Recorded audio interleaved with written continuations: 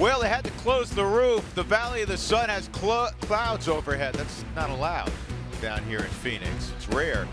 But the Rockies and Diamondbacks will play fully indoors tonight as the Rockies look to make it 2 straight in this series that began a 10-game road trip last night for the Rockies, a 9-0 victory as Tyler Chatwood again pitched very well, and the Rockies beat up Robbie Ray, who was gone after 4 innings. Charlie Blackmon returned to the lineup last night, a couple of hits, and he is one of the bona fide true leadoff hitters, a dynamic leadoff hitter in the big leagues, because he also can leave the ballpark. Very comfortable atop that lineup, sets the table for the Rockies. Here's the rest of Wilton Southwest batting order. Very similar to what we saw opening day when the Rockies took on Zack Greinke. Trevor Story. Cargo back in there. He had 48 hours off with the rain out on Thursday. Last night was not in the lineup. Nolan Arenado will bat 4th. Gerardo Parra, he's really swinging the bat. Mark Reynolds, 2 former Diamondbacks back-to-back. Then it's Nick Hundley, DJ LeMahieu, and the good hitting pitcher Chris Russin to face Zack Greinke. Now close your eyes if you're Diamondback fans. He has an unsightly 6.16 ERA. He's won his last couple of decisions. But last game he won, Huey, he gave up 7 runs. Yeah, and for Zack Greinke, this is 6.16 ERA. If you look at the 103 pitchers that have qualified for the ERA this year, he's sitting at 93rd.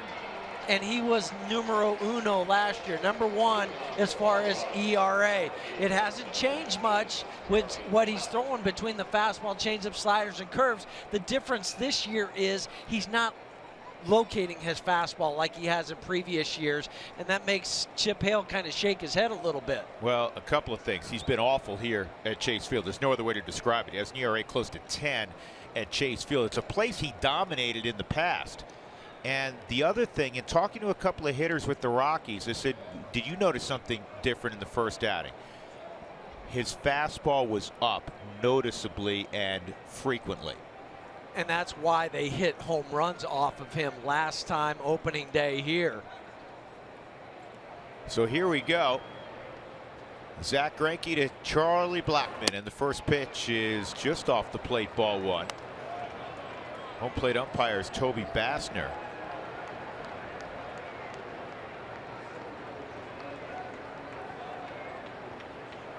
Outfield and infield straight up for Charlie. Had a hit to left and a hit to right last night, and that fastball is in there. And you'll notice, if you look at the miles per hour on his fastball, he varies speeds with his fastball, maybe more than any pitcher in baseball. Yeah, he could go from 87 to 93. And there's a 91. Sometimes he'll cut it, other times he'll turn it over, he'll sink it.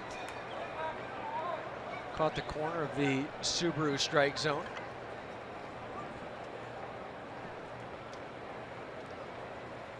One, 2, and he got him a chase, a breaking ball in the dirt. So Greinke with a strikeout of Blackmon, that'll bring up Story. Let's flash back to opening day when the Rockies tore up Zack Greinke, and it started with this opposite field home run for Trevor Story. And then this ball's the hardest hit ball, literally still one of the hardest hit balls all year in baseball. And then Story would go deep again, this one on a slider against Greinke. 4 innings, 9 hits, and he allowed 7 earned runs. So here's that kid he probably never heard of until opening day. And he steps in against Greinke with 1 out.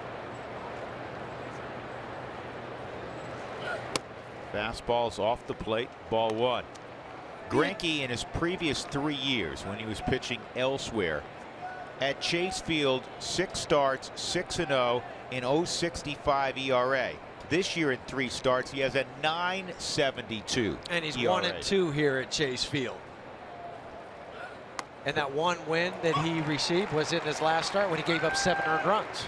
And the league is hitting .365 against him at Chase Field this year.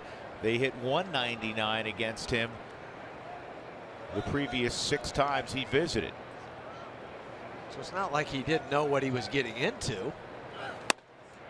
That misses 2-1. And there's been some talk behind the scenes.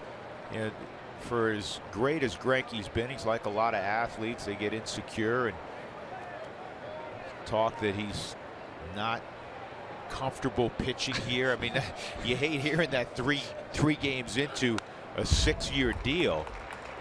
It's paying him in excess of $30 million a year. So basically, he has 5 years and 3/4 left on that contract, and he's already whispering that, well, I don't know if I like pitching here.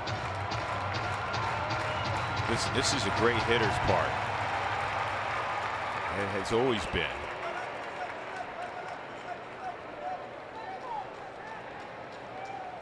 Two and two. And the curveball's fouled off. Hugh, I just got a text from a buddy of mine when he turned on the game. He said, how many uniforms does Arizona have? It's an infinite amount. I mean, they have all different combinations. We can tell you this, they've worn 8 different uniforms so far this year. And evidently they have more. What is this, the 5th time we've seen them, and we've seen 5 different uniforms? They're the Arizona-Oregon Diamond Ducks.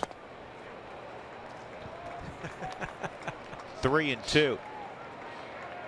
Last night it was the teal combination. Today it's more of the red and black. The dark hats.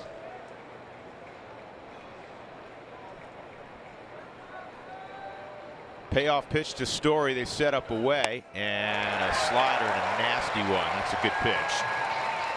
2 up, 2 strikeouts for Greinke, and that'll bring up Cargo. First 2 strikeouts tonight for Greinke. Both have come on hard biting pitches.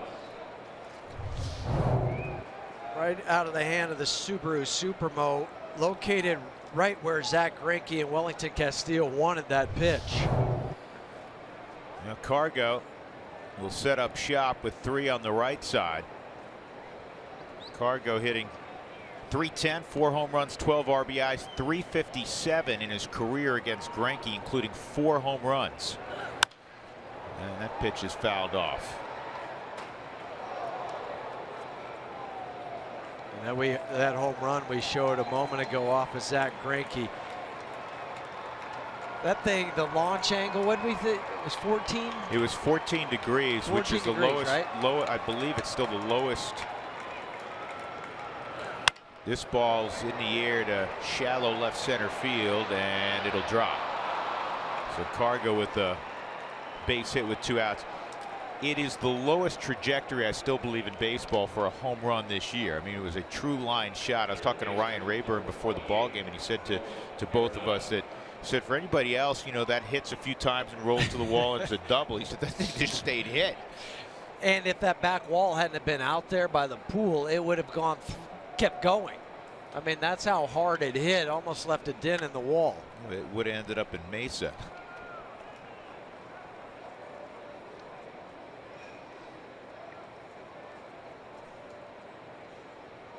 So here's Nolan with Cargo at first, and they shift 3 to the left side, and that pitch misses. Well, last night for Nolan, says Robbie Ray, I know he came into the game without giving up a home run, but I'll just add to the total that the Rockies hit against him last night, a total of 4 home runs. I just like all the high fives coming back to the dugout. Curveball, and Greinke has a good one.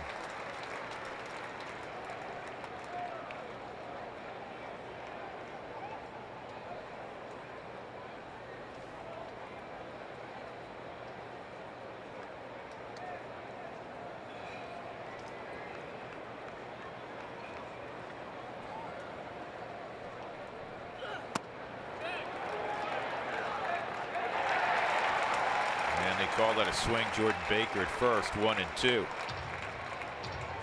April home run showers. Most home runs through the end of April. Rockies all time. Vinny hit 11 in '98. Walker hit 11 in '97 and '01. And now on the final day of April 2016, Story and Arenado. 2 other Rockies in double digits.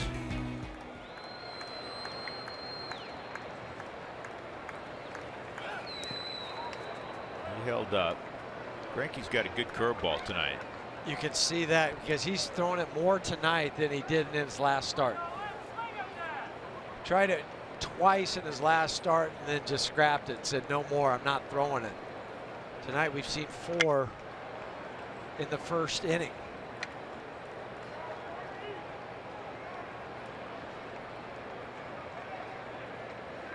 Two-out single by Cargo. He's at first. They want to come in. That's always dangerous. And that ball is rifled into left field. A base hit for Nolan. Would that surprise you when Wellington Castillo set up inside? Maybe they thought they could trick him with the slider that struck out Charlie and Trevor.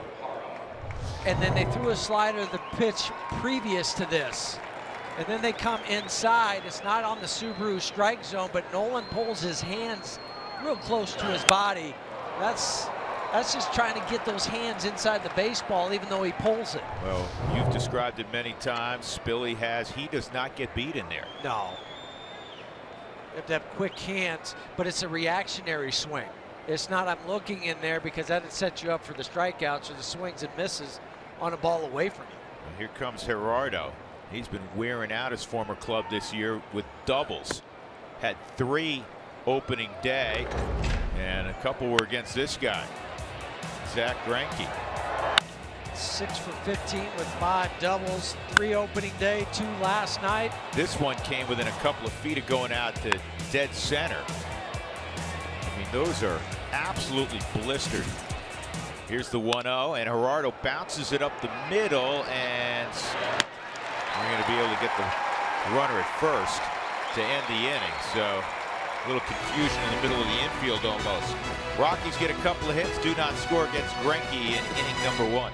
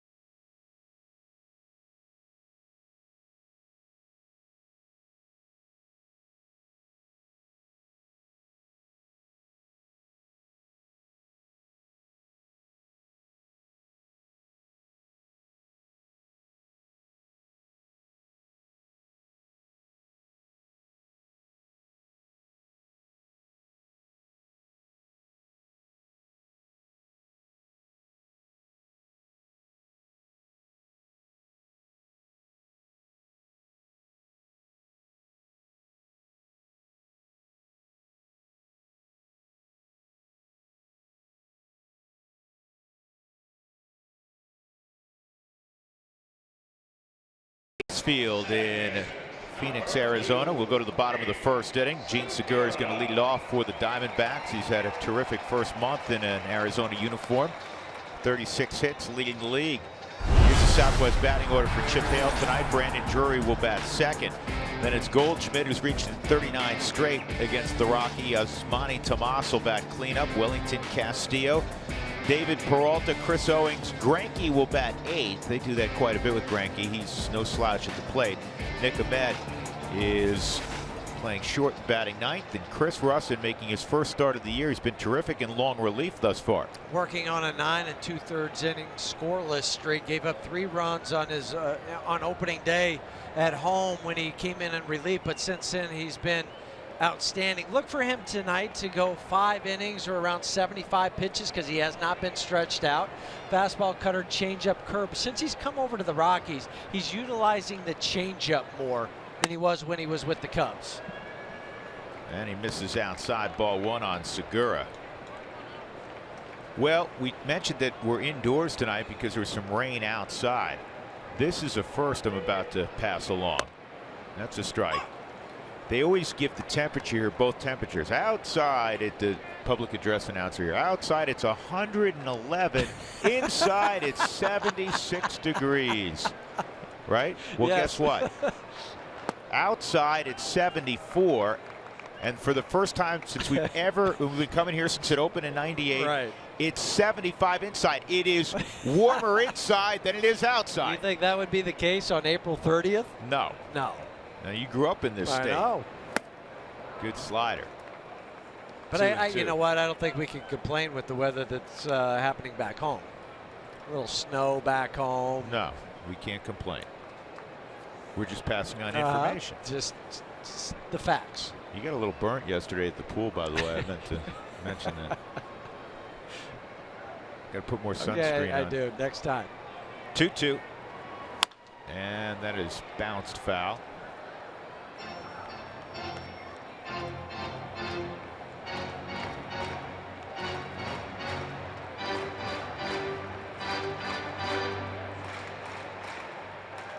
Gene Segura, 36 hits. Orlando Hudson had 37 hits in April. Segura, 36 hits in 25 games, a team record. That's low, 3-2. Rockies held him hitless last night.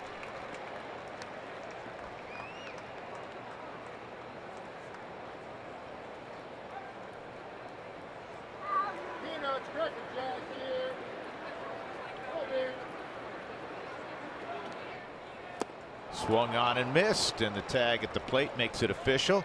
So Segura is gone, and Russin has the first out. Here in the bottom of the first inning, Brandon Drury coming up. Here's the Rockies defensively. Parra, Blackman, and Cargo in a very good outfield for the Rockies defensively. Arenado, Story, LeMahieu, Mark Reynolds. Mark's played a very good first base, and Nick Hundley is behind the plate.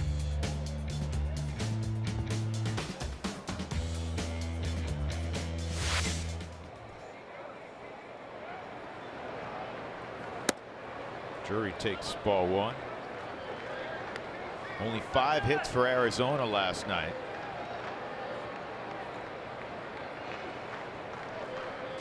Rockies had a dozen.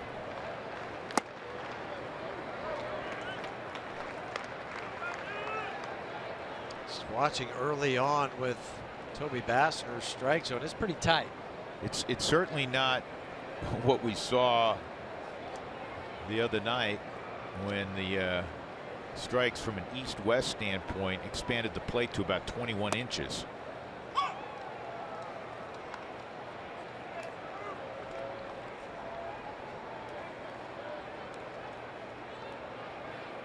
See Tim Timmons at second, Paul Emmel, the crew chiefs at third. 2 balls and a strike on Drury. That's that changeup. He just turned it over a little bit. Much like what Zach Greinke does. He can add and subtract from the fastball as well.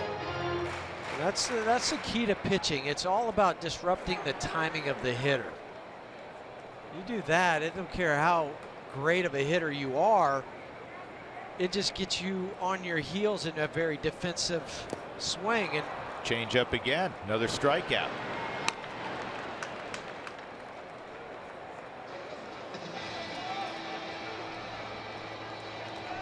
You have the same arm action as Chris does. You turn the changeup over. You feed into the aggressiveness of the hitter. 83-mile-an-hour changeup, strikeout, 2 down. And that's how you like to see Paul Goldschmidt coming to the plate with 2 down, nobody on. He was 0 for 1 and 2 walks last night in his final, what would have been his final plate appearance. Chip Hale with the game out of reach went to a pinch hitter, Chris Herman. And that pitch not called a strike. Goldschmidt 2 for 17 so far this year against the Rockies.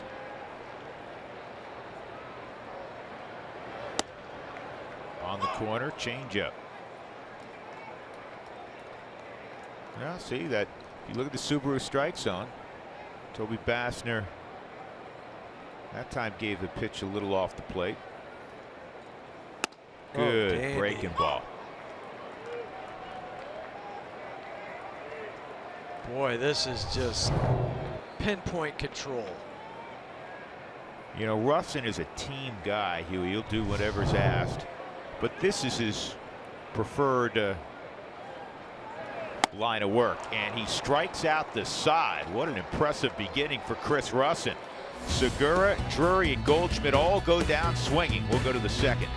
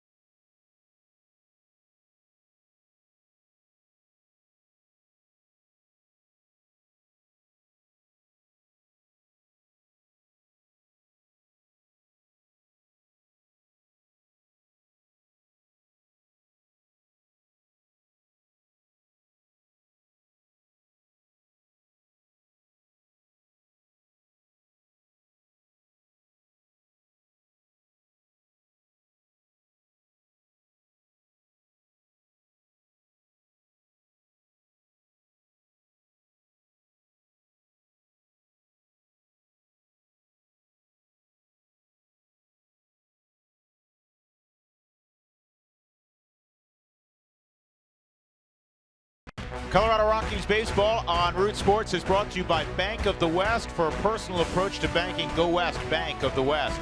By your hometown Toyota stores, Toyota, let's go places. And by Southwest Airlines, transparency, low fares, nothing to hide.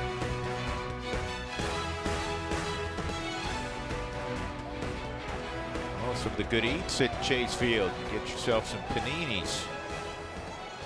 And I don't mean just any old paninis. You get giant paninis here. Those big churro hot dogs too. So, boy, those things. I need one of those big presses in my house. With the grease to boot. This ball launched dead center field and deep and off the very top of the wall for Mark Reynolds. And Reynolds will stop at second with a double. He came within, I don't know, we'll look at the replay, less than a foot, it looked like, of hitting it out of here. That hit even higher than Gerardo Parra's last night. Catcher number 4. 7th double this season for Mark. Hit it to the deepest part of the ballpark. He thought he might have hit it out. Well, he's very familiar with playing here, obviously. He's hit a ton of home runs in an Arizona uniform. And if it's 2 feet to the right, it probably is. And we saw Mark today during batting practice hit a far one. Yeah, we'll show you exactly where. That was incredible. You and I both looked at each other with our jaws open. I'll let you show everybody where it went. Yeah, right underneath the Friday sign, right where it says Twitter. He hit one up there during batting practice today. And Drew, you and I looked at each other and we said, wow, did we just really witness that? Sure enough, we did. You don't expect to get. Well, I thought those people that were having lunch were going to have something land in their soup of baseball. Honestly, it could have.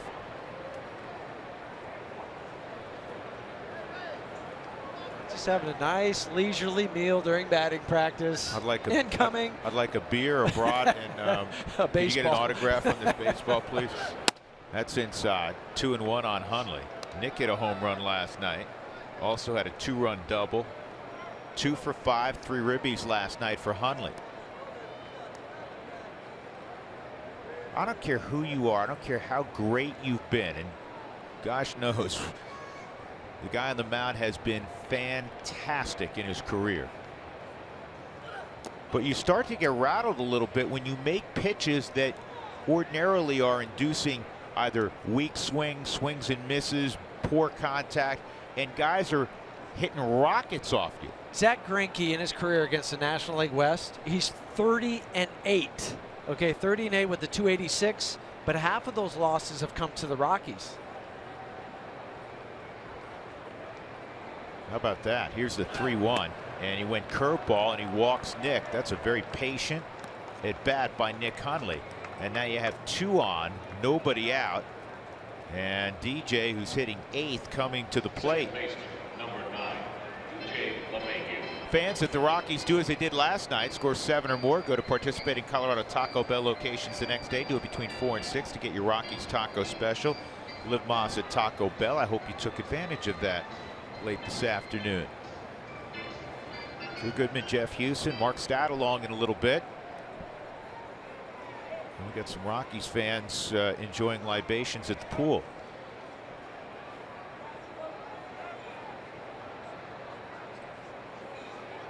Shows you how cold it is. You have to wear a sweatshirt, though, at the pool.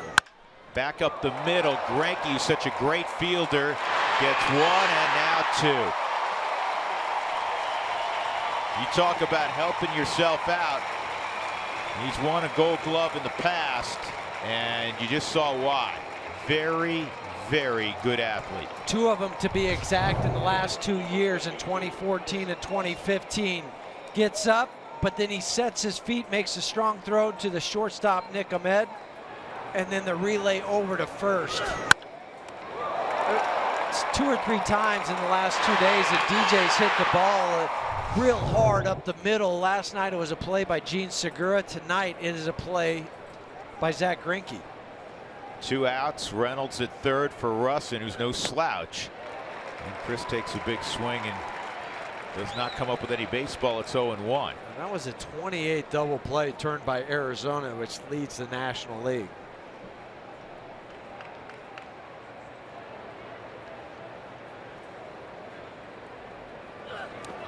Well, they have a real good infield. Nick Ahmed is a terrific shortstop. Gene Segura playing second is a natural shortstop. Goldschmidt's won Gold Gloves at first, and they have Brandon Drury tonight at third. Jake Lamb plays there quite a bit. Lamb's good with the glove.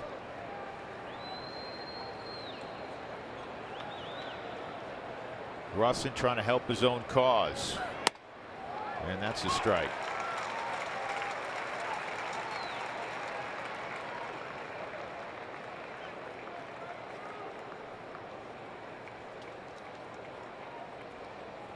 Reynolds a leadoff double.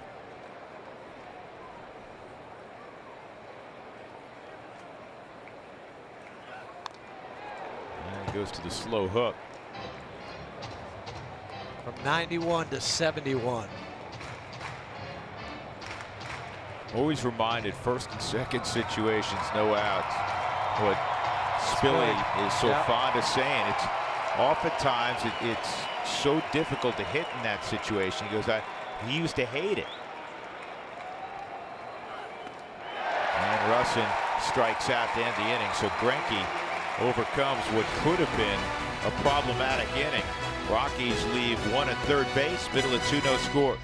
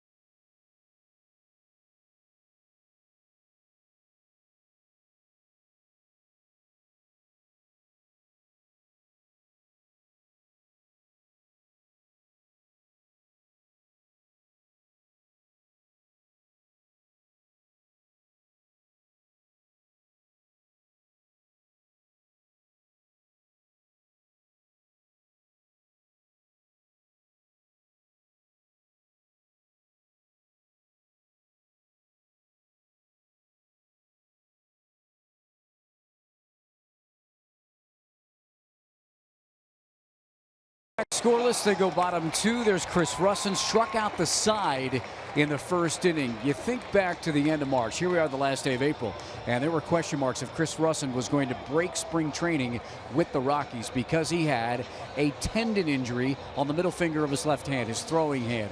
And he told me this week that he confided in James Paxton. Who's James Paxton? He pitched with him at the University of Kentucky. Paxton is in the Mariners organization. He's pitched in the big leagues. Had the same injury last May. Paxton decided to take some time off and didn't come back for about 4 months. What Russin did was he shut it down right away and didn't want to have surgery, but he was able to get some advice from Paxton, and that's how he's to this point now, guys, where he's okay. And when you don't know if you're going to make the team out of spring training, probably a lot of things running through that guy's mind. I'm glad he had somebody to talk to like James Paxton. Well, I think you rely, Huey, on coaches, you rely on family, and you also rely on your brethren in the game. And somebody that's been through the same thing as you, and he understands what's going through your mind, how you think, am I going to be able to pitch again? What's this whole process? So it was nice for Chris to be able to rely on James and have a sounding board other than your family or your coach. Chris struck out the side in the first inning. First time in his career he's ever struck out the side. What makes it even more notable is he didn't throw a first pitch strike to any of the 3 hitters. And now he's behind 2-0 to Yasmani Tomas. I've said it so many times with him, and we may see Christian Bergman piggybacking with him tonight. These guys really compete. They're unsung heroes. They're not going to always get the headlines, but they're valuable to your roster. The way you construct your roster, you have to have guys that are very flexible and unselfish. And a 4-pitch walk to Tomas leading off the second.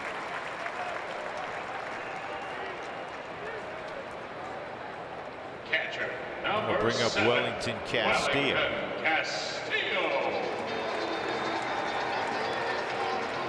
Looks like this young man's found a home in Arizona.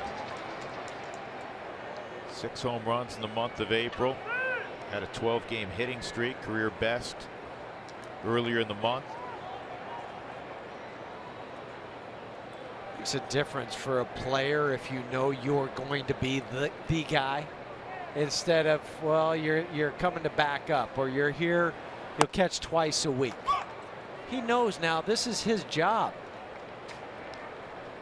Or you have the feeling that they're really pushing somebody else and can't wait to promote that person above you. Right. But no, he comes in now and says, okay, this is mine.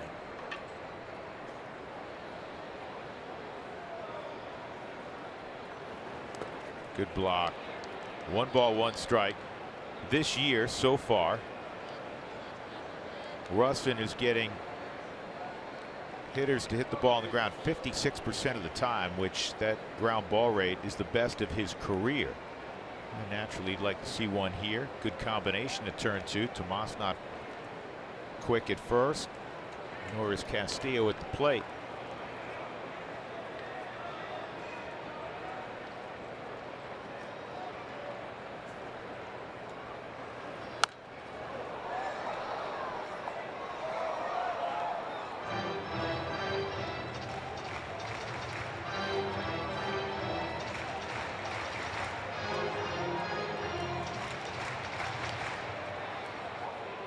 Castillo, since putting on an Arizona uniform last June, is at 23 home runs, which is by far the most of any catcher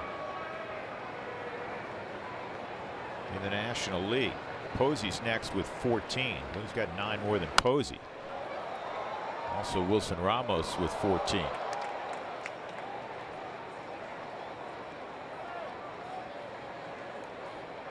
No team in the NL West began the day over 500, and the Giants lost again. The Mets beat them 6-5. DeGrom got the victory there for New York. Well, in LA, they've lost 5 straight, and even before yesterday's game, they called the team meeting in the afternoon, try to change things up, and it didn't work. 2-2. So the Dodgers are right at 500. See the Rockies just a game back after the victory last night. Giants have slipped below 500. Jacob deGrom beat the Giants today. And the rest of the Mets. Strike 3, inside corner. Good pitch. 4 strikeouts now. As Wellington Castillo's gone. First out of the inning for Russin. First 3 were swinging strikeouts. This one is a called strikeout. No Definitely question about it. is in the Subaru strike zone. He was just guessing something else. When you take a pitch that has that much of the plate inside belt high, you're guessing somewhere. You're guessing changeup or a curveball, but it's not coming in. David Peralta comes up, batting 6th tonight against the left-hander Russin. At the knees, well received by Hundley.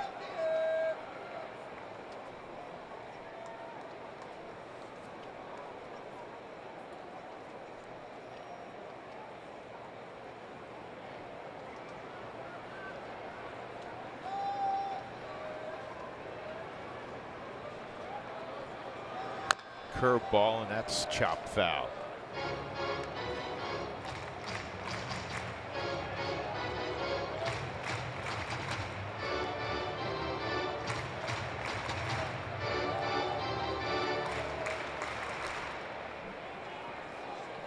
Same alignment defensively for the Rockies against Peralta tonight as they did last night, where Nolan is playing a normal shortstop position.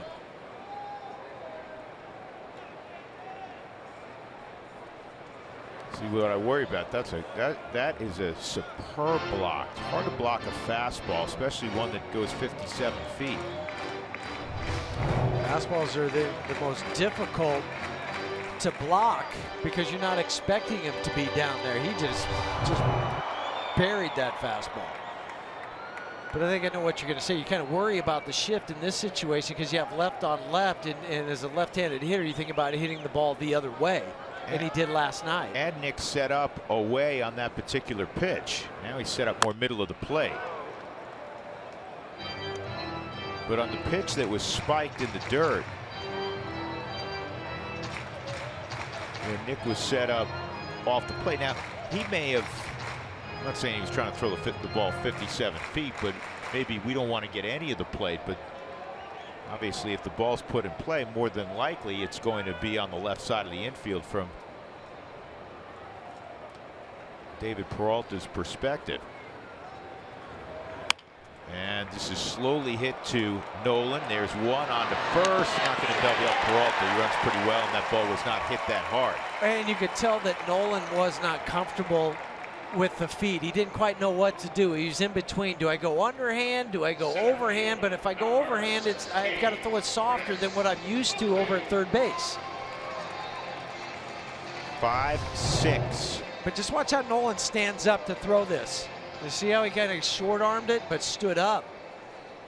And not his fault. I'm just saying it's just a different position for him to try to throw from. And it's part of it's the byproduct of these shifts. So Nolan, and he grew up playing shortstop and then moved behind the plate, and obviously he's, in our mind, the best third baseman in baseball. But when he is throwing the ball to second to turn 2, I mean, he's up top because he's throwing the ball about 80 feet. Generally speaking, where he's feeling it. There, he's all of a sudden at shortstop, and he's not as accustomed to dropping his arm angle a little bit. Well, the other thing, too, he's feeding Trevor at shortstop, who's behind the bag. Behind the bag like a second baseman. So there's a lot going on there. I'm not sure they would have turned it anyway because it wasn't hit hard enough. Ball 1. And that's why it requires, Huey, a lot more work with these shifts. Throwing, turning to from the shift standpoint. Different positions. Yes. A little more conventional with Owings at the plate. He swung it well last night. Off the plate, 2-0. A couple of doubles last night. The only 2 extra base hits for Arizona owned by Owings yesterday. Oh, he's 24 years of age, has played 281 major league games. He arrived at a young age.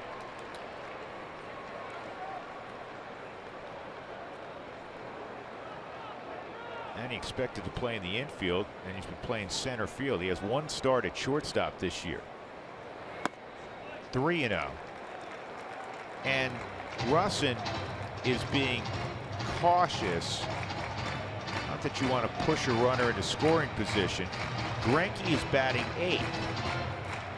Now, Greinke is a legit hitter, but he's not a position player. It's once every 5 days. That's the difference. Even though he's a good hitting pitcher, still once a week.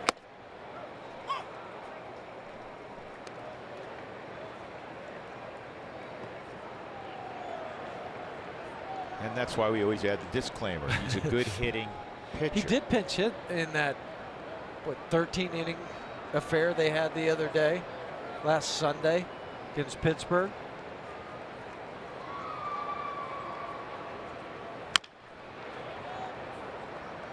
Everybody clap your hands. 3-2. Now he's gotten some strikeouts with the changeup. See if he goes changeup 3-2.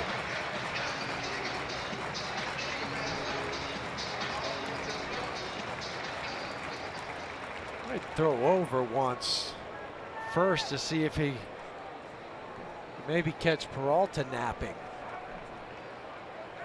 Even with Mark Reynolds playing behind. A good call, Drew. They did call for the changeup.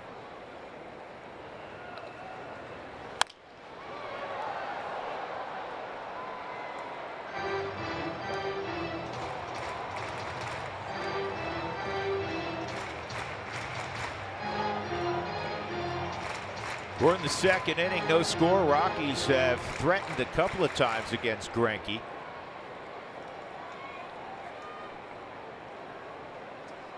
Peralta at first with 2 gone. Back-to-back changeups. No Sinker. Yeah, sinker fastball, maybe a cut fastball inside. Be careful, he's going to third. He's going to go to third. Good hustle by Peralta. That'll be a pass ball on Nick. And then Nick didn't go at it as hard as he should have.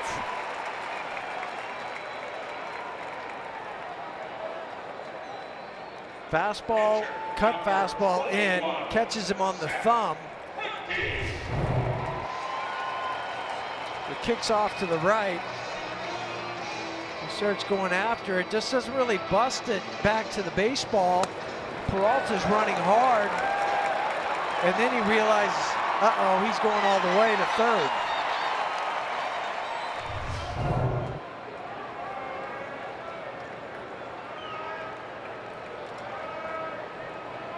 So here's Greinke, 5 for 11 this year at the plate. And he takes ball 1. Greinke, since the All-Star break of last summer, is batting .359, 14 for 39, a double, 2 home runs.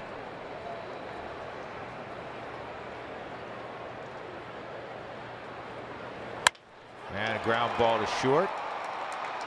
And Story flips it to DJ to end the inning. A couple of walks in the inning, 2 men left on. We move to inning number 3. No score, Rockies and D-backs.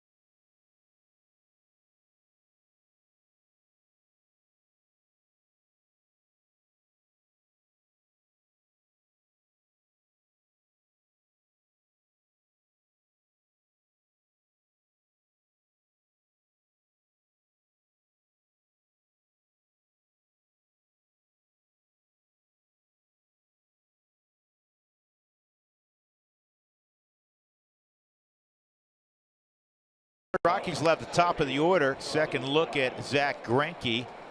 The Coors Light Cold Hard Facts brought to you by Clean Crisp Coors Light. How about this? Only Arizona, Colorado at home, Milwaukee, and St. Louis have more home runs in their own ballpark this season than the Rockies, 14 at Chase Field. Well, amazing. When you have Trevor Story hitting 5 of those 14. Really remarkable how well the Rockies have hit down here and hit against some good pitchers. I think the other thing, and you mentioned it in our open, 5 of his 10 home runs that Trevor's hit have been over 425 feet. Last night's home run was 440 feet. No wall scrapers. Nope.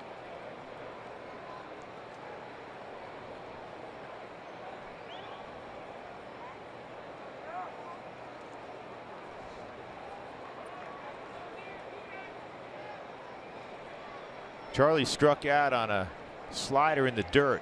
Took a look at a few pitches from Greinke. He's patient again here. He's not swung at the fastball. Fell behind 1-2. Only about first at bat. 7 or 8% of the time does Charlie swing at the first pitch. Anyway. And that ball is looped into left, a base hit. So the Rockies, for the second straight inning, will have the leadoff man on, and that's their 4th knock against Greinke. And now the running game becomes a factor, the other element of many that Charlie brings to the ballpark. Even if he doesn't steal, it still diverts some attention from the pitcher to the guy at the plate. And when you have somebody as dangerous as Trevor with the bat at the plate, it just feeds into your offense.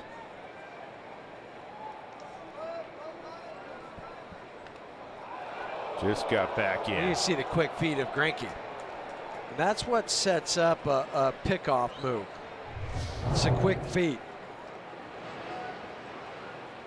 The other part of this whole equation for Zach Greinke is where he holds the ball. It kind of hides it from the guy at first base. Just has it by his side. And they've been stalling to take a quick peek on the replay. Chip Hale says, no, he was safe. Let's keep going.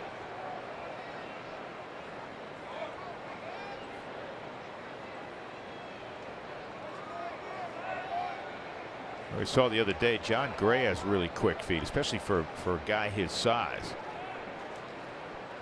This is so Zach has the ball in his right hand, and that was always the toughest for a base stealer when the pitcher held it off to the side, because it could be a quick snap throw. This ball is launched left center field, and it's going to be extra bases for Story.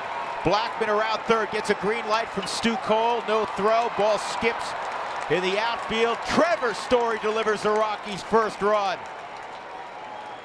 He is personal enemy number 1 for Zach Greinke. He just can't get the kid out. 4th double for Trevor. And the good part about this is where it hit in the outfield, because it hit on the grass and not on the warning track. Because if it hits in the warning track, it's going to pop over the fence, but it catches the grass, it deadens it. That way it just hops into the wall and allowing Charlie to score from first. You want to produce a nice slugging percentage? Check this out. Story has 23 hits now. 16 are extra base hits. Who needs singles? Don't need them. Called strike on Cargo. He had a base hit his first time up. Trevor came in slugging .678.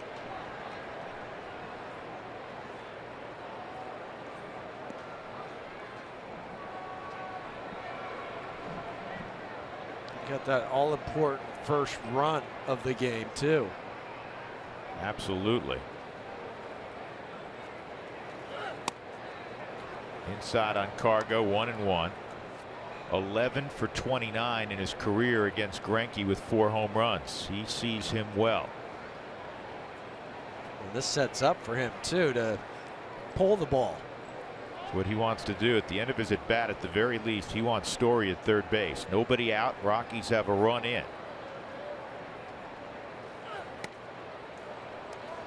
2-1.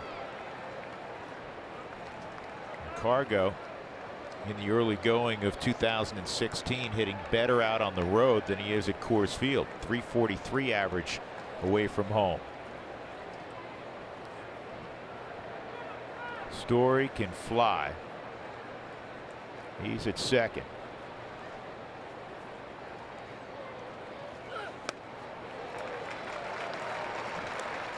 Two and two. Cargo got maybe a little impatient on that pitch. But Zach Greinke turned it over too. He threw that slower fastball by about 3 miles of what he normally averages.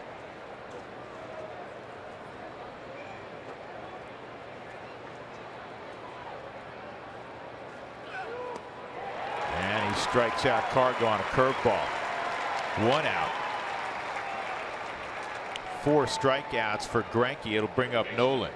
Rockies fans, join in on the conversation. Send us your thoughts and photos, questions if you'd like. Use your favorite social media platform and include the hashtag #ToyotaTalk. Nolan had a base hit to left in the first inning.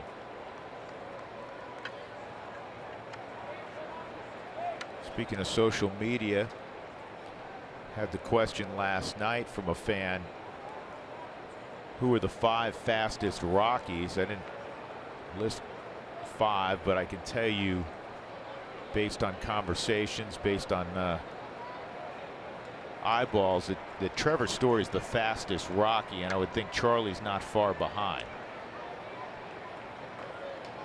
So once they get running speed, the underway speed.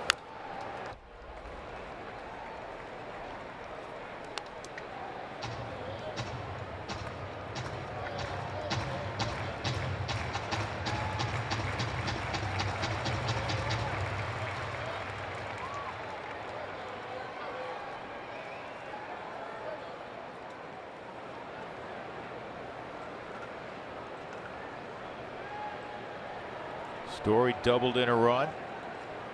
Here's the 0-1. Well, with the speed of Trevor, you don't have to worry about the arms as much. But in left field, Yasmani Tomas, average on the arm strength, below average accuracy. Chris Owings, an infielder, but still a strong arm. He has trouble when he goes left to right with the accuracy. But David Peralta in right field, that's the guy that has it plus across the board. But with Trevor's speed, I think unless it's just a sharp one hopper, you score.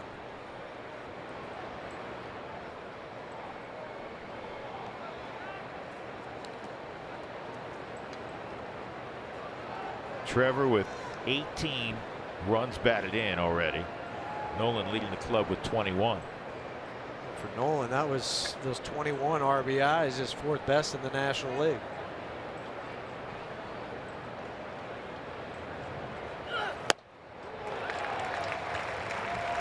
Pardemois swing, 1-2.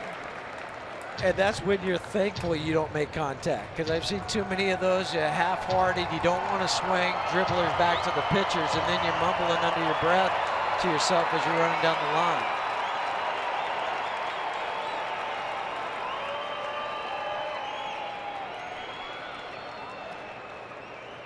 A lot of high-stress pitches in the first 3 innings for Greinke.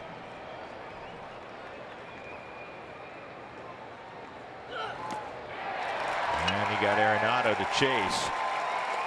So 2 good sequences for Zach Greinke. Runner at second. He has Gonzalez and Arenado, and he strikes them both out. And now it'll be left to Gerardo Parra with 2 gone.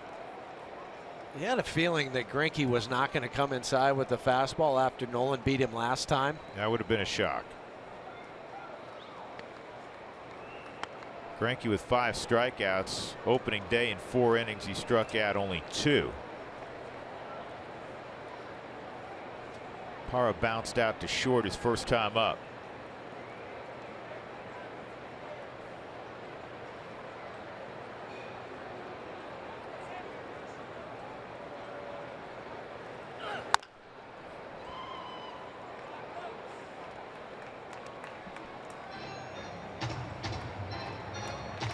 Good news for the Rockies. They've already had 5 take chances with runners in scoring position. Well, the bad news, they're 0 for 5, but make that change right here, 1 for 6.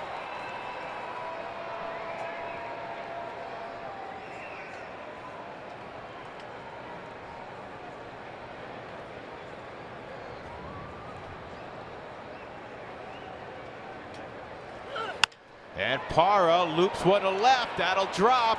Around third comes Story. Throw to the plate is not going to get him. Good slide by Story. Parra read the throw into second. And the Rockies have a 2-0 lead. As you ordered, a 2-out base hit from Gerardo Parra. Kind of come to expect it from him. Now 1 for 6, wasn't hit hard. We just had gone through the arms of the outfielder. Stu Cole knows this. 2 outs, you take the chance. Even with Tomas, as much momentum as he had coming home, it still took 2 hops to get the throw there. Now Gerardo 10 for 24, 417 with runners in scoring position. Well, a couple things helped out there because it was a very good throw. One, there's 2 outs, so as soon as the ball's contacted, Story's taken off. And the other thing that we were talking about is Story can really go. Cut the back really nice at third base. 2-0 Colorado. Reynolds doubled off and Parra is out at third. I thought for a moment, or he thought for a moment, he was going to catch Greinke napping, and that's not a wise play actually, because you have Reynolds at the plate. You're already in scoring position, and Reynolds, I was starting to say, nearly hit one out his first time up. 2-0 Colorado.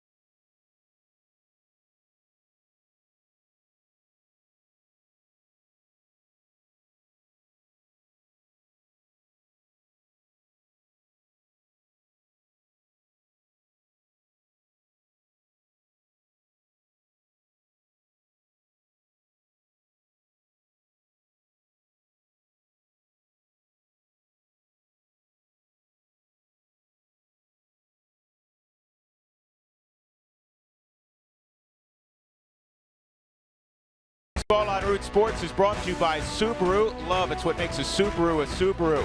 And by Lodge Casino, pitching up a perfect game for cash every Friday and Saturday. Lodge Casino, your first choice for fun.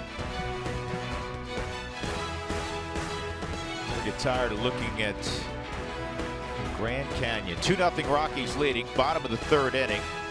Nick Ahmed will lead it off. Well, Gerardo Parra, I'm sure, will go to Mark Reynolds and his teammates and said, hey, my bad.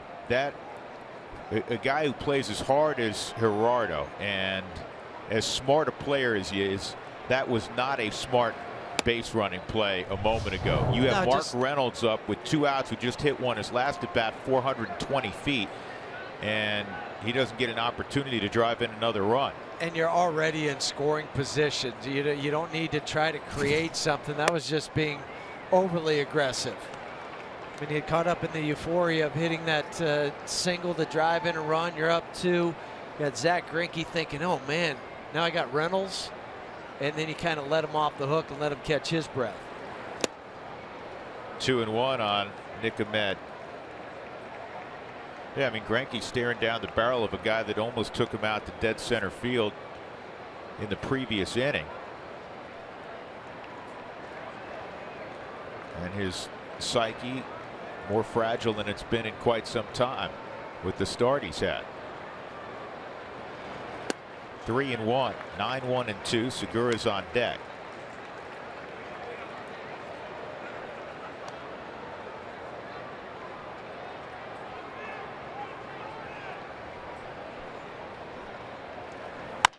And a bouncer to DJ. Wow. He hesitated for a moment. Not sure if he didn't have a grip on it or he was waiting. He almost waited too long. Well, you assume, you know, Reynolds had to be at the bag. I was watching DJ. Yeah, I was too. This may have been he didn't get the ball out of his glove cleanly. He looked like he had it. Doesn't matter. No, it's an out. It's an still out. 4-3. Doesn't matter if you get him by 5 steps or half a step. Here's Segura. And DJ's going to have another chance. See, there's the 5 steps. Right. Thank you, DJ. Thanks, Chris, for that second ground ball. Nice when it works out that way, Yes, when you're trying is. to make a point. And almost on cue, they helped out. that's right. Brandon Drury struck out his first time up.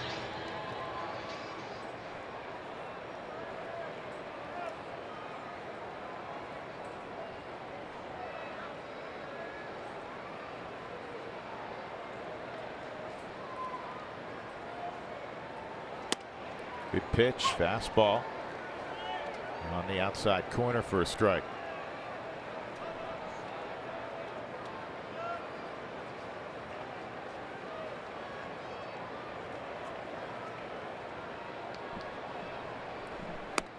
Change up away. It's 1-1. Brandon Drury played his high school baseball, dodging raindrops in Oregon.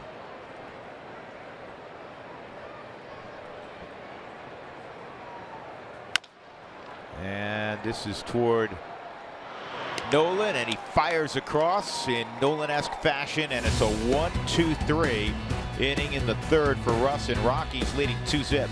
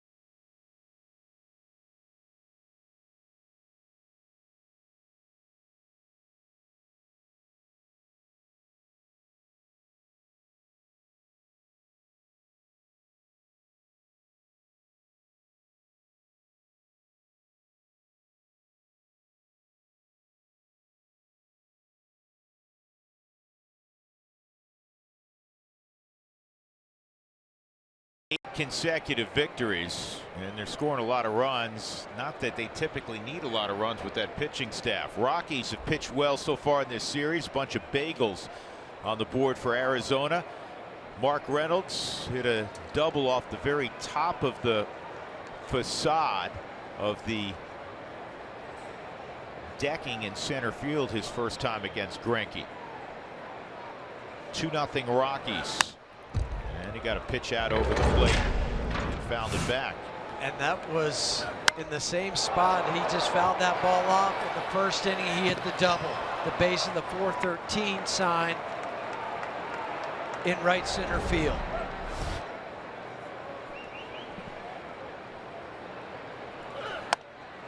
And a called strike on the inside corner. Mark wasn't happy with that, but it grazed the Subaru strike zone.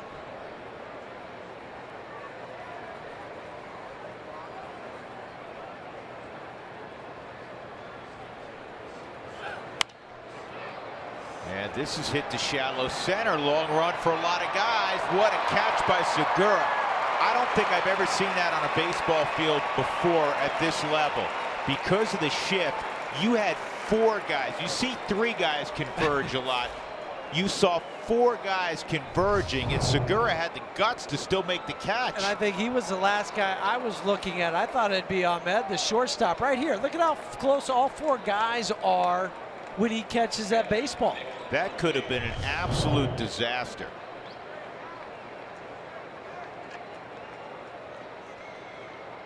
I just thought that was like 4 bowling pins that were going to go down at one time. Nick Hundley walked his first time.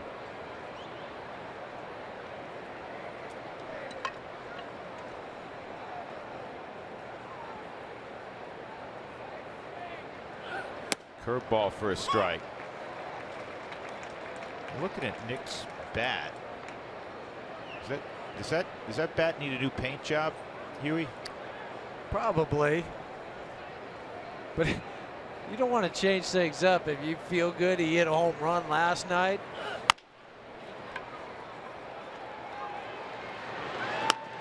Two outs.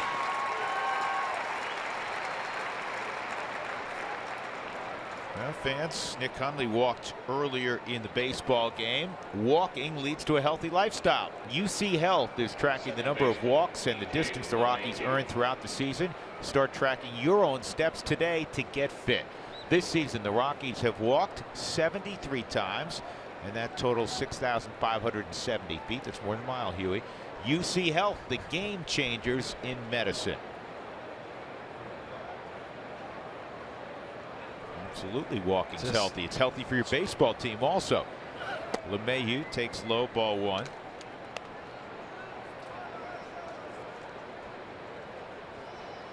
A big welcome to one of our new sponsors, UC Health.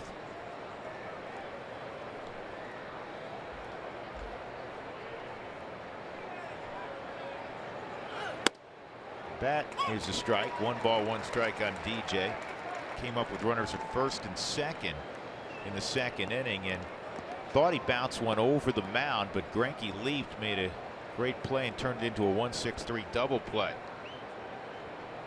Rockies with the 9-0 victory last night snapped a 5-game losing streak. And there's a base hit toward the gap in left center field. This is going to be a double. And again, the Rockies, for the 7th time in the game, will take an at-bat with a runner in scoring position. 3rd double tonight for Colorado. Over the top curveball. One of Greinke's better pitches that he's thrown tonight, but not this time to DJ. Didn't have the bite on it, and he made him say, okay, you want to hang it? I'll go ahead, drill it to left center field. Another opportunity for Chris Russin. Struck out with a runner at 3rd in the second. Chris in his career's no slouch with the bat. .318 with runners in scoring position. For DJ, that was his 5th double this season. Had a little bit of a lull, as all hitters do, about a week and change ago, but he doesn't stay down for very long. He's been swinging the bat great. Called strike.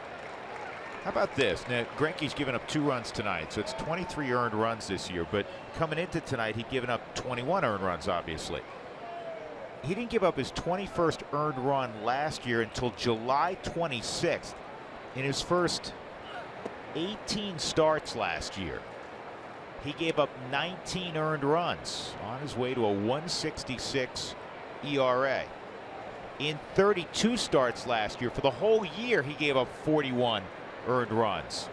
He's given up 23 and counting in the month of April. And that 1.66 ERA, that was the best single season ERA mark since 2000. So DJ will be left at second base. The Rockies have had traffic in every inning, runners in scoring position in every inning. They're up 2-0, middle of fourth.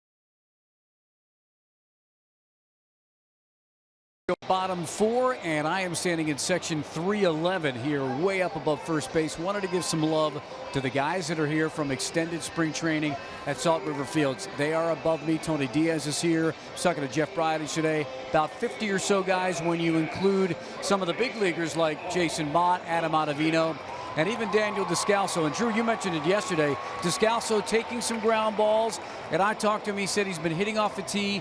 This week expects to get into some of the extended games where he'll be able to lead off basically every inning. It's kind of informal. Get some ABs under his belt and then go out on an assignment. But good to see some of the guys from the Rockies complex here. Yeah, it's one of the great things about getting to come down to Arizona, where the guys get to go over to the ballpark and see the big leaguers, see where they want to go. And Tony Diaz, always upbeat, tremendous leader. There's Tony to the left of Paul Egan's. Paul's in the middle. Well, you need a high energy guy down there in extended spring. Sometimes the days get long. It's like Groundhog Day. But now to be able to break it up and bring the kids over here and help them a little bit. There's a base hit for Paul Goldschmidt, first base runner for Arizona. And Goldschmidt has now reached in 40 consecutive games against the Rockies. Not going to keep him hitless for too long. It was a slider. He went down and got it. I think I said first base runner. I meant first base hit. He had a couple walks last inning. Actually, in the second inning. Tomas, one of the guys who walked. Rockies up 2-0. They have out-hit the Diamondbacks 7-1.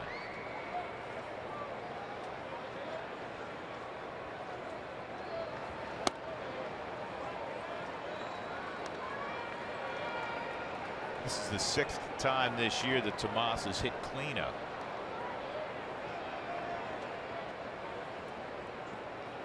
That's how Chip will manipulate his lineup when there's a left-hander on the hill. He'll slide Tomas up and slide Peralta down.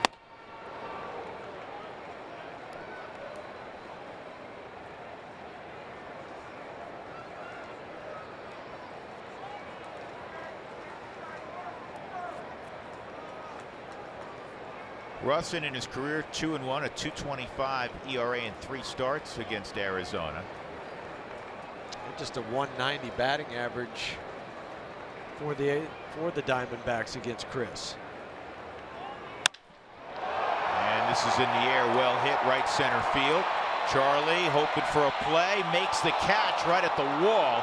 Goldschmidt was all the way at second base, and he returns to first, 1 out. A long out off the bat of Yasmani Tomas. Charlie tracking this baseball the whole way. Tomas has power the opposite field.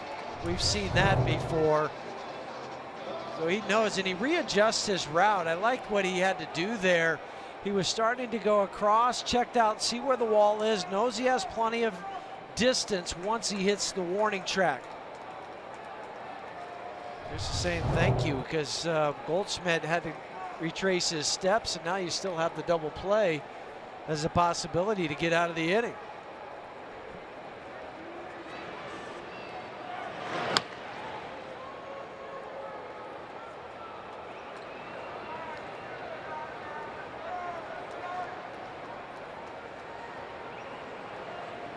Castillo caught looking at an inside fastball in the second inning.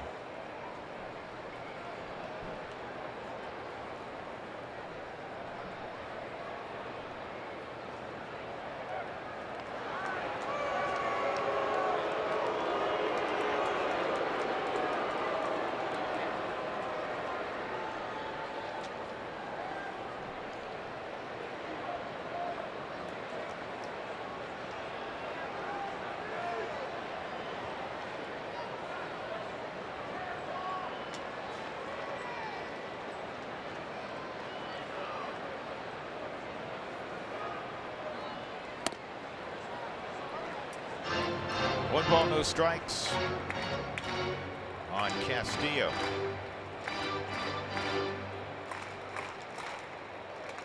Chris was just reminding himself after the last pitch to make sure you finish. Get out in front and finish that curveball.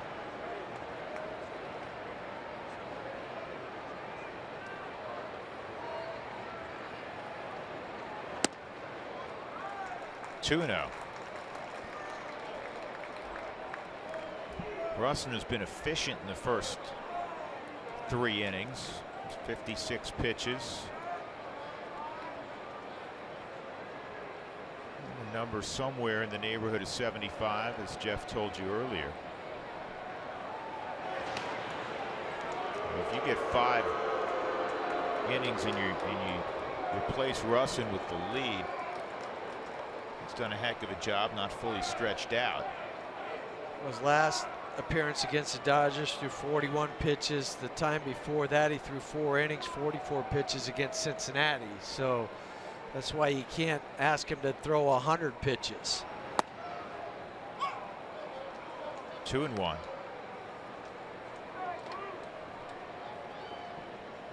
He's done enough changing speeds to keep Arizona thus far off balance. Speed and location.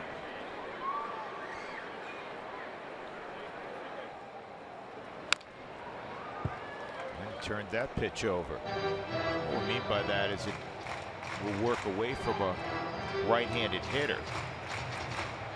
Kind of dips at the end, which will induce some ground balls.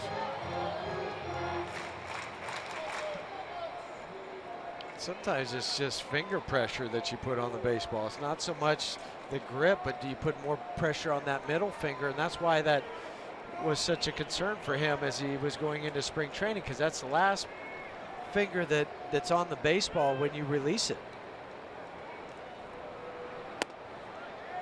3-2.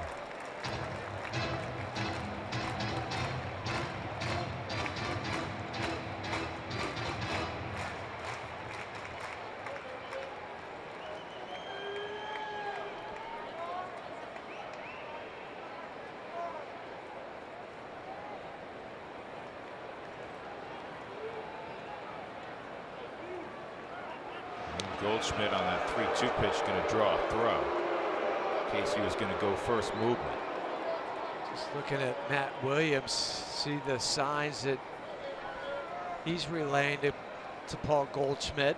See if you can pick anything up. Sometimes it's if they put a hand on the belt, that means no go, or maybe cover the logo, the insignia on the cap. Not going. And back up the middle. DJ, good play. Story on the first double play.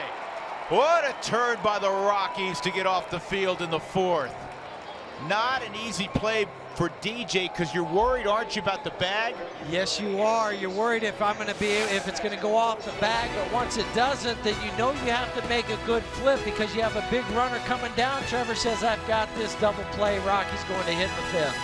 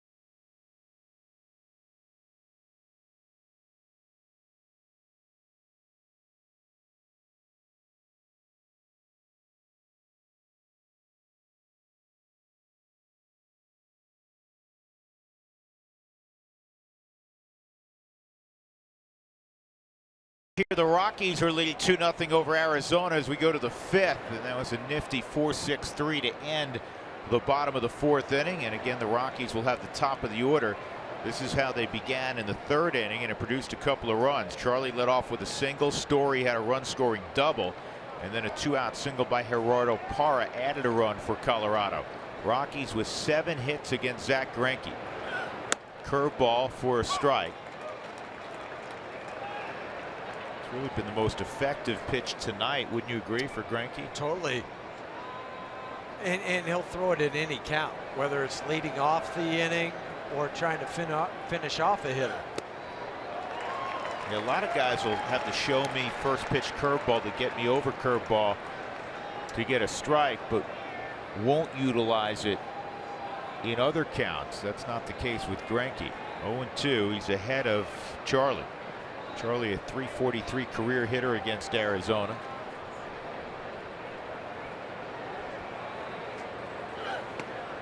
And he got him with a slider. Second time tonight that Charlie has struck out on the same pitch. Very hard downward action, but it's really not unusual for Zach Greinke tonight because of the breakdown and what he's throwing. Just 48% of the time is he throwing the fastball. How about that? 37% of the time the breaking pitch, and then the off speeds at 17. Off speed more the changeup. But Zach, sometimes pitchers will go into the game, maybe they have it in the bullpen, they come out to the mound, they don't have it here. Other times they won't have it in the bullpen, they feel good out on the hill, and tonight you can tell he likes his curveball. And well, he should. Ball one on Trevor Story, strikeout. And a double to left center field to drive in a run.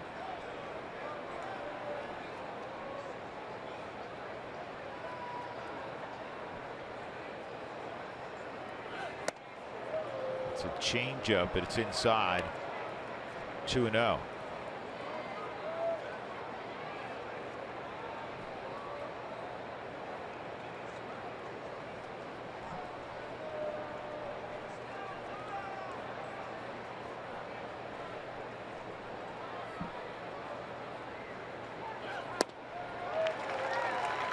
And you knew there was no way he was getting a fastball. I mean, you're geared up for it, but there's no way he was going to get one. Yeah, and for Trevor, he's thinking, well, he threw me a curveball last time. I hit it in the gap in left center field. Maybe he will try to throw me a fastball. But Zach says, no, I've been in this league too long. I'm not doing that. You can do damage with that pitch. And that's well located on the outside corner, a fastball. And it's 2-2. A perfect spot in the Subaru strike zone. Down and away, but catching the black.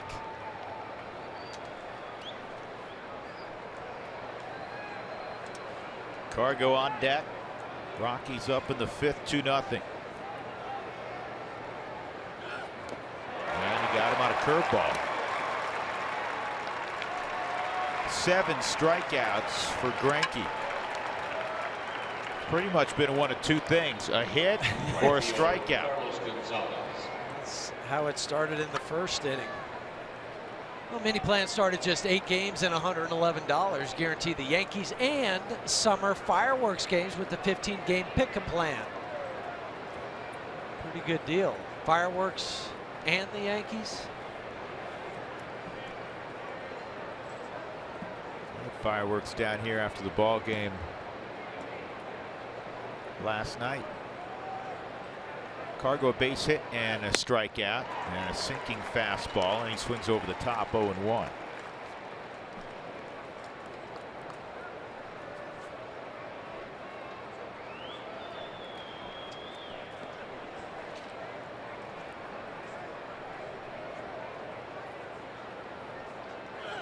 Cargo ropes one to center field, and that one is going to be a base hit. Cargo took a hard turn, as he should, and the ball almost eluded Chris Owens. He almost ran past it. So Cargo's 2 for 3 in his return to the lineup.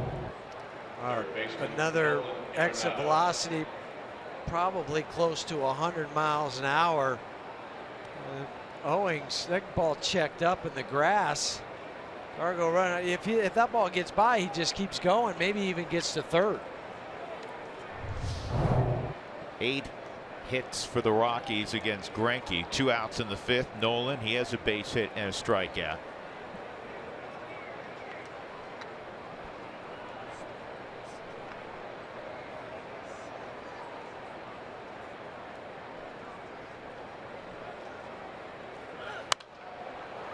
Nolan's eyes lit up. You could see him from here when you get that high fastball. Like you hit the jackpot. Eyes start to register home run. Up high. Oh, like, oh man. He didn't almost come out of his shoes, as the cliche goes, but he did almost come out of his helmet. That's when you hope your shoes are double laced and double tied. 1 ball, 1 strike. Story with the earlier double has 61 total bases. That leads the National League. Nolan is next at 60. If you're wondering, hey, where's Bryce Harper? He's got a bunch of home runs. He's got 55 total bases. Neil Walker, 54. Been on a tear in New York since coming from Pittsburgh. 2-1.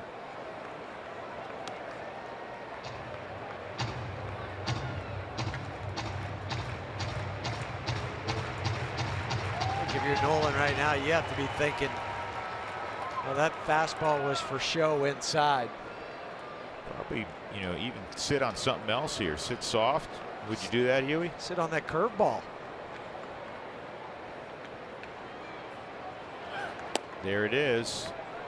He saw it. And it's 3-1.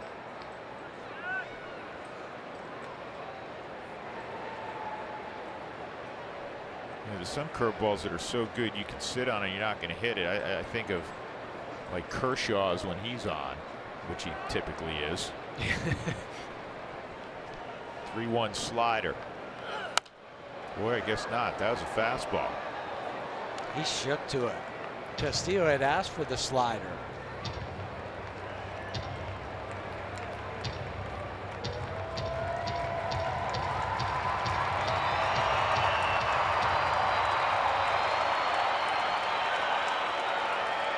So Cargo will be off with the pitch. 3-2 with 2 outs.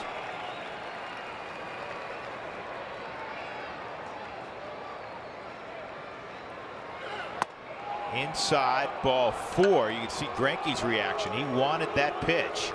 But where Castillo had set up and how far he had to reach back, it just gives the illusion to the umpire that's not close. I mean, that missed its spot, and I know that Castillo tried to frame it, but it's not in the Subaru strike zone. Greinke was begging there.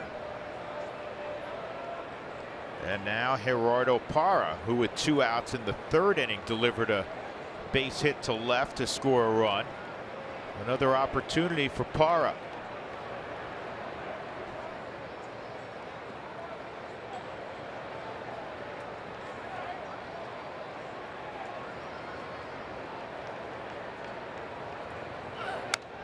He got a pitch to hit there, and he fouled it straight back. That's what he's thinking. Man, that was a good one. But in the 3rd, flared a single to left in front of Tomas, scoring Trevor from second base, who had doubled earlier. Take another one of those or another double, either way.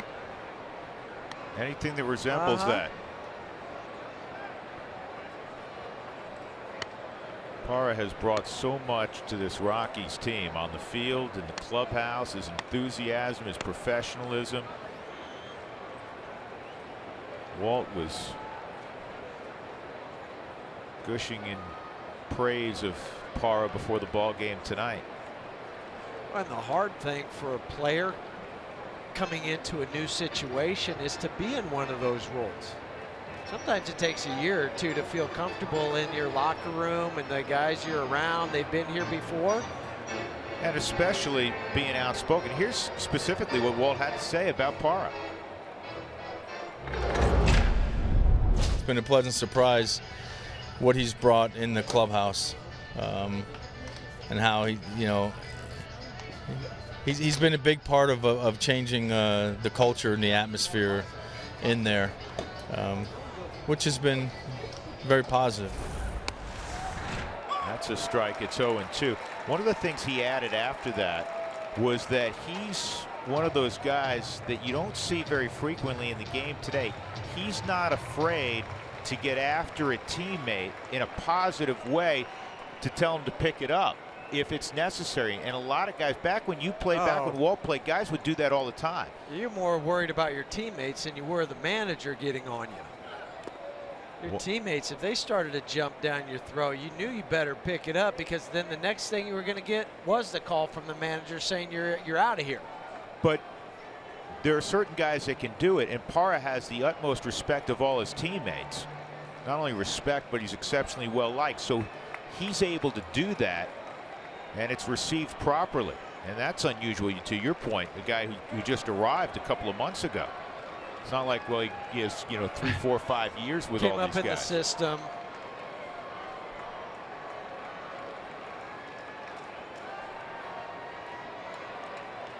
One and 2. Cargo at second, Nolan at first. And another curveball in the dirt. Rockies have had at least 2 men on in 4 out of the 5 innings. The 1 inning they didn't was the 4th inning, and they had a 2-out double from DJ. So they've had runners in scoring position in every single inning. And those are high stress innings for the pitcher. Which you'd like, because the Rockies have dominated, is to get even larger separation clearly. Have Gerardo throw out one of his patented doubles. And now it's full 3-2 with Reynolds on deck. Just kind of watching the body language of Zach Greinke. Not the confident guy who had a 166 last year. And that was the best since Pedro Martinez had a 174 with Boston in 2000. That 166 ERA. Well, it's even better than the 174, so Yeah, you have to go further back than that. I mean, that's just the top one since 2000. Yeah. The 166. 3-2, line drive, left field, get down. Oh, bad luck. Parra hit it on the screws, but he hit it too well, and Tomas makes the catch to end the inning, and the Rockies leave 2 on. We'll go to the bottom of the 5th. Colorado 2, Arizona nothing.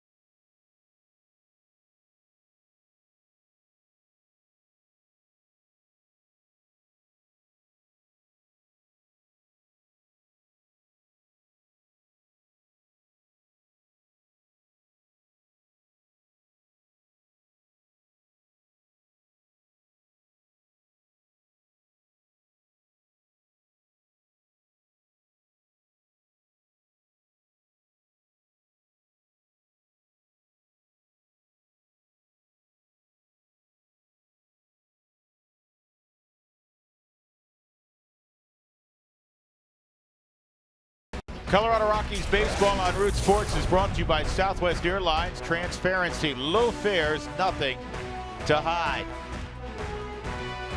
It's a cool night, especially by late April standards in the Valley of the Sun. Temperature in the mid-70s. Rockies cooled off Arizona.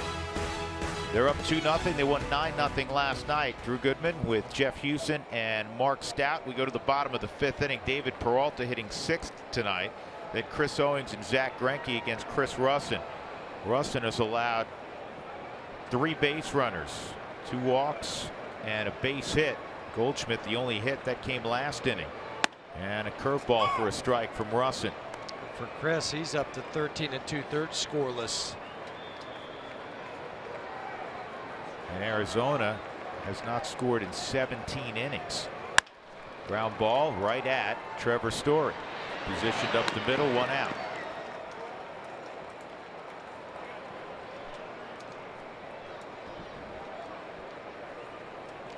You can't keep the yard goats down. Maybe the most talented team in minor league baseball, and the Rockies' number 3 ranked prospect, according to MLB.com and Baseball America. He is 8th home run. Good looking center fielder out of the state of Alabama.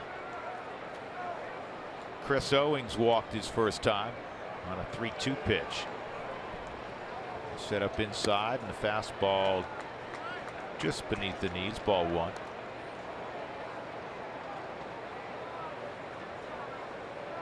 And keep that streak going.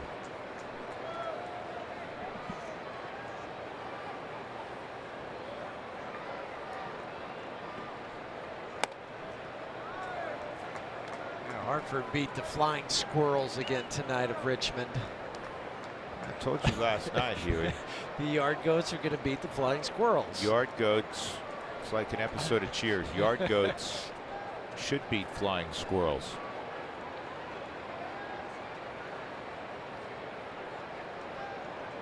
Remember, a bear would beat a dolphin. Kind of like paper, rocks, and scissors. Is that what you say? 3-0.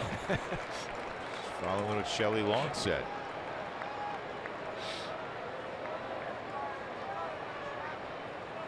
It's always nice when you can work in a little Cheers, huh? Always. Because we go to Boston, I think, in 3 weeks. Coming up. 24th, 25th, 26th of May. I'll buy you some chata. Yeah.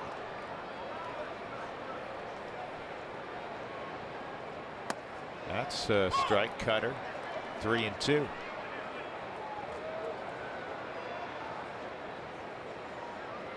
Do you want to stick to that plan that you'd come up with where we do the whole broadcast in a New England accent? No.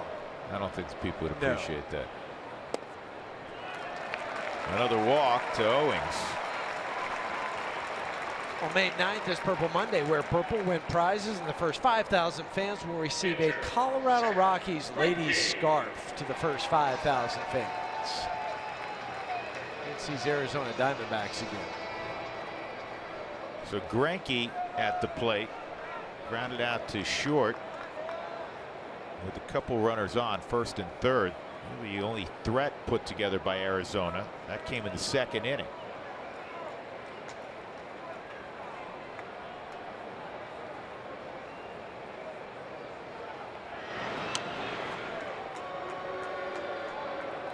Doug Marino has done some research just this year. The pitcher batting 8th or batting 9th. If he bats 9th, teams are averaging almost a half a run, over a half a run more per game than if they were hitting 8th. The win percentage .468. Pitcher batting 8th are 29 and 33. Pitcher batting 9th, 143 and 139. So a .507 winning percentage.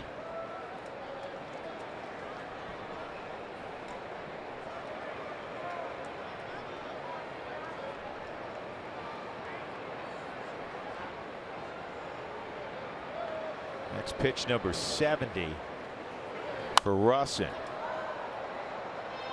We hope he can get the double play, get out of here with the 5 innings so he is eligible for the win when he leaves. And that's kind of looking at both of that if you're Walt, but you also have to get up Justin Miller, reliever, in case there is some traffic, there's trouble. Get a ground ball double play. Make it easy. Strike 3 on Greinke. That'll work also. 2 outs. And shortstop Nick Ahmed will come up. Shortstop Nick Ahmed. That is the 5th strikeout for Russin. Justin Miller up in the Rockies pen just in case. Steve Foster and Walt Weiss deliberating.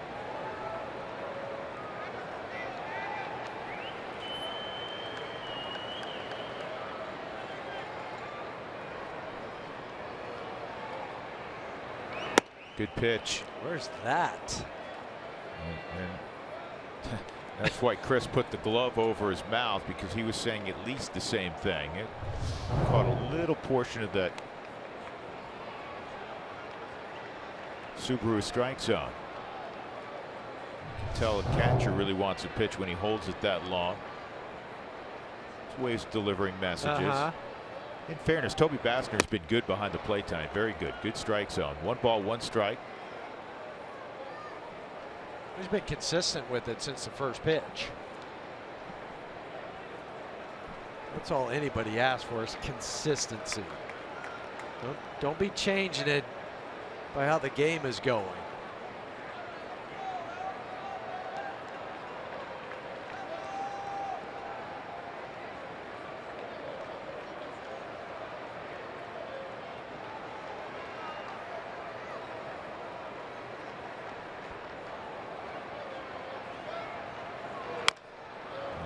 rolls over the top of that.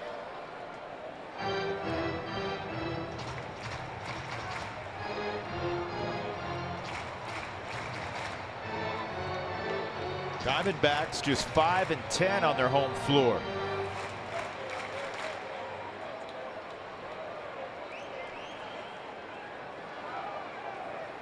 Rockies have struggled at home as well. 4-8 at Coors Field.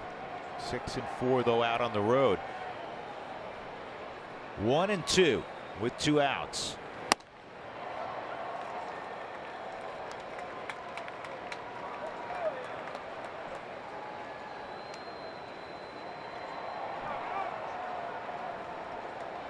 Russin reached back for a little extra, hoping to end the inning. He probably knows this is going to be the end of the line for him.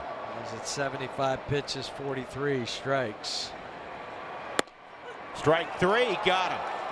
On the outside corner, he freezes Ahmed. What a job by Chris Russin tonight. 5 shutout innings, 6 strikeouts. He's allowed just 1 hit. And he leads the mound right now with the Rockies up 2-0.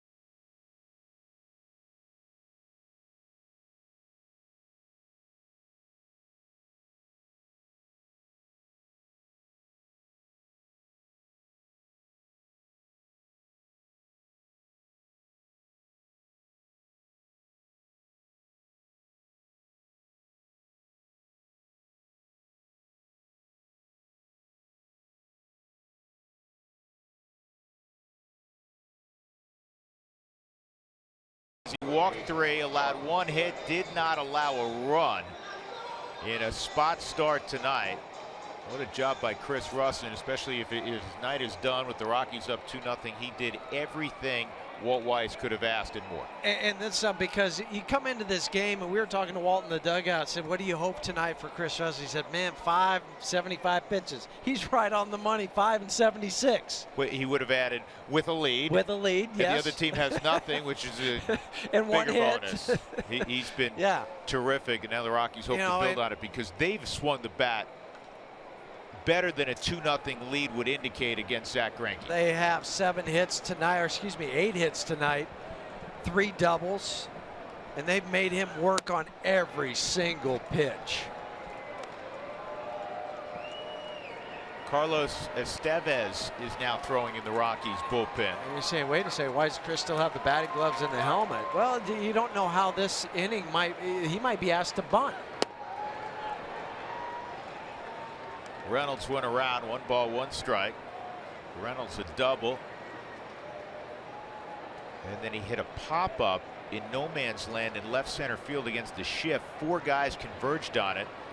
And it was Segura, the second baseman, making a fine catch. 2-1.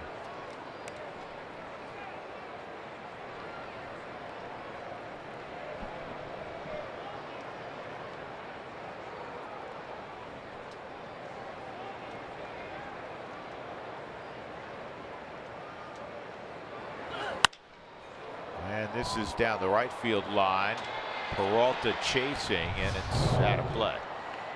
Here's that pop-up we were discussing. Look at this. Segura and Ahmed almost ran each other over. And I thought Ahmed had the better angle to catch that baseball. It's a harder play for the guy that's running, trying to catch it across his body instead of more of the basket style catch. And amazingly and fortunately, there wasn't a big collision. Tomas and Owings closing quickly. 2-2. Strike 3. 8 strikeouts for Greinke. He has done that tonight. But the Rockies have 8 hits. Catcher, Nick Huntley.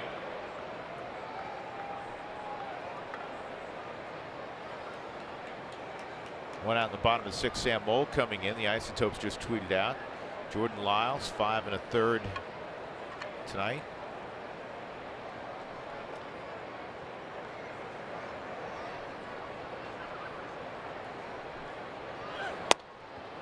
Jordan sent out, struggling in the month of April, sent out earlier in the week.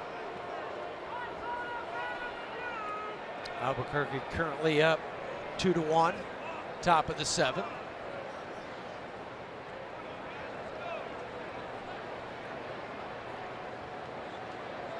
Chris Nelson with a couple hits tonight for Albuquerque, 2 for 3. 1 ball, 1 strike. Chris done a really solid job in his return to the Rockies organization.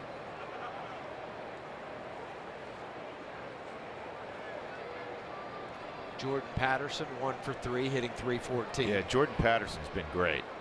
He had a really good spring. Good looking outfielder. Out of South Alabama. That's a strike. 1 and 2.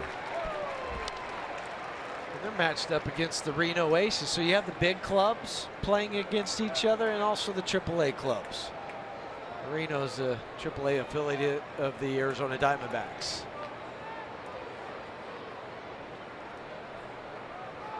1-2. And Nick punches a ground ball that's fair, and good job by Goldschmidt because he was way over in the hole with the shift on. And he got there and got it to Greinke. 3-1 is how you score it. 2 outs, nobody on. That'll bring up LeMahieu. DJ with 2 outs and nobody on in the 4th inning, doubled to left center field.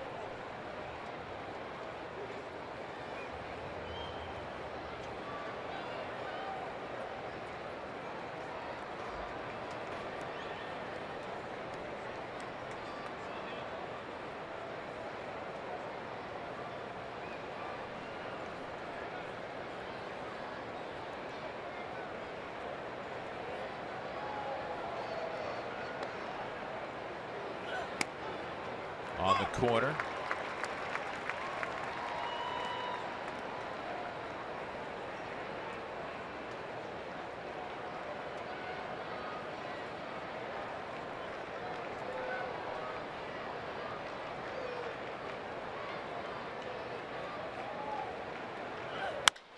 And this ball's hit well right center field, going back on the warning track to make the catch is Peralta. And the Rockies done in the 6th inning. That's the first time they've gone down in order against Greinke tonight. Middle of 6, Colorado leading the Diamondbacks 2-0.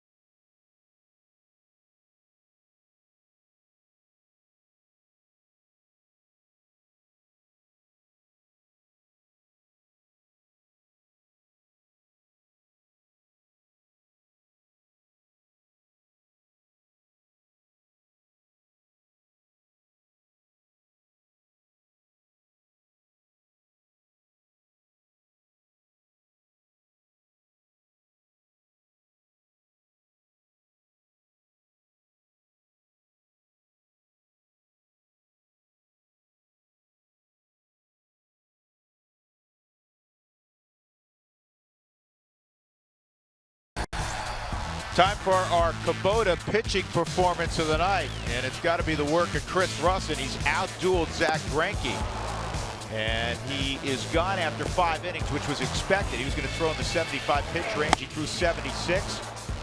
No runs, 1 hit. Paul Goldschmidt, a single to left. That's it. He walked 3, struck out 6. Chris Russin on a roll. Remember, Russin came in with a shutout streak going, and the 29-year-old added 5 more innings to his shutout run. He's now at 14 2/3. Carlos Estevez will take over, and it'll be the top of the order: Gene Segura, Brandon Drury, and Paul Goldschmidt.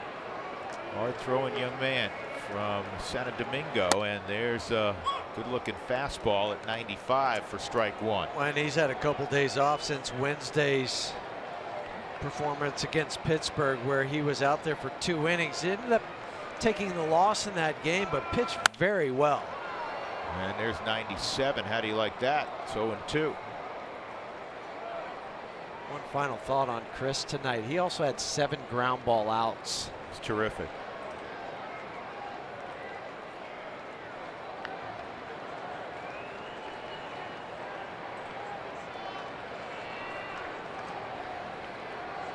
Oh-2. 88-mile-an-hour slider in the dirt, 1-2. Here's something that's interesting about Russin. Chris, since he came to Colorado, has pitched better at home, a lot better. He hasn't won a game on the road since August 9, 2013, when he was pitching with the Cubs and he beat the Cardinals 3-0 in a 6-inning outing. There's a chance to break that string tonight. This is bounced up the middle with eyes, and it's a base hit for Segura. And that ties the club record in April for Arizona for most hits. 37. The O-Dog, Orlando Hudson, had 37 in April of '08.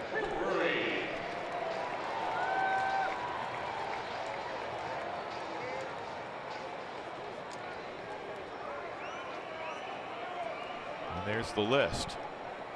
Matt Williams now coaching third. I said '08, actually '07. Matt Williams, after a stint as the manager of the Nationals, back with the Diamondbacks. Heavy fastball for a strike on Drury. There's Williams. And Matt was here as a third base coach before he left to go manage the Washington Nationals. So it's a easy transition coming back here.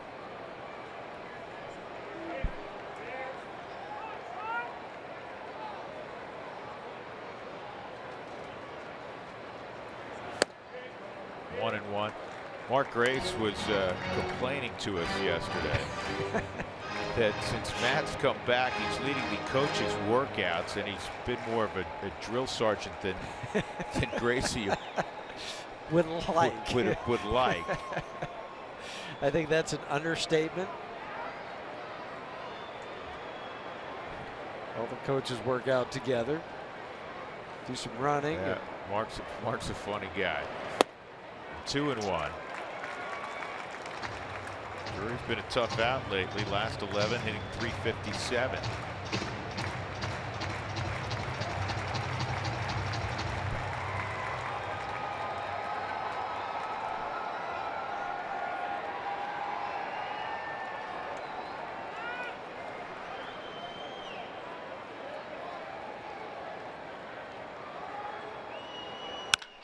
And we have a tie game.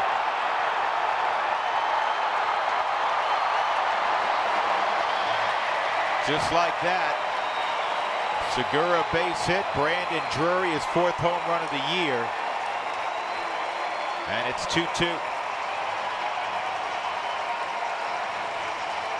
They keep finding a way to get Brandon Drury in the ball game because of the home run pop that he has. 4-seam fastball on the Subaru Supermo, and you miss that much and that far inside, Major League hitter will make you pay, and Brandon Drury did.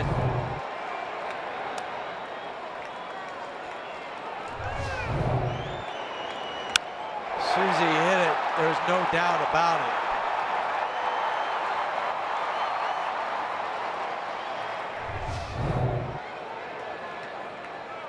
Goldschmidt with a 1-0, and it's 2-0. Well, Chris Russin did his part. He's going to get a no decision.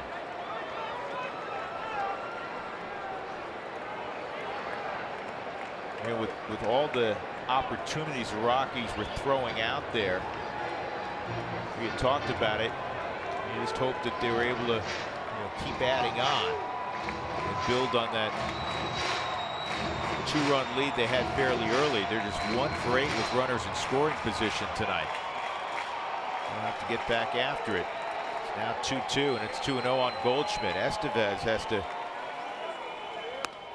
refocus, and Carlos does with that fastball. You can't lose your concentration. This runner-up to the MVP last year. A couple times in his career. Estevez with a slider for a strike. 2-2.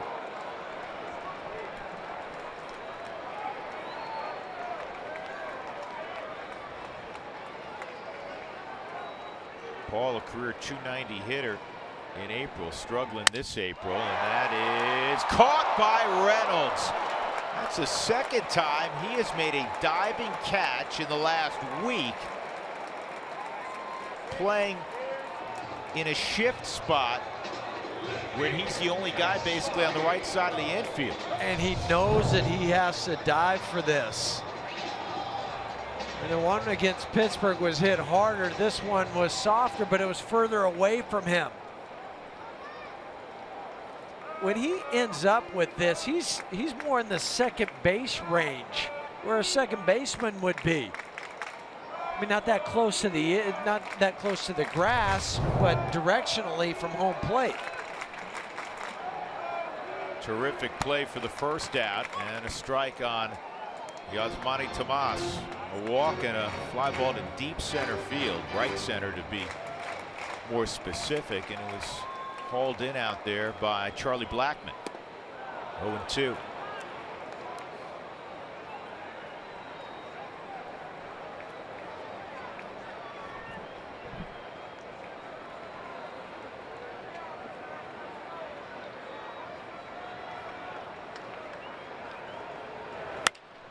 And Estevez got in the kitchen. It's popped up. LeMahieu's got it for the second out. The Rockies' upcoming home schedule brought to you by Remax. The Diamondbacks will be in town. 3-game set will be on the tube Monday and Tuesday. No television Wednesday afternoon. And then the Mets come a-calling beginning on May 13th. That Thursday, May 12th, the first off day for the Rockies after playing 20 in a row. Well, actually, they had the rain out the other day, but the first scheduled off day.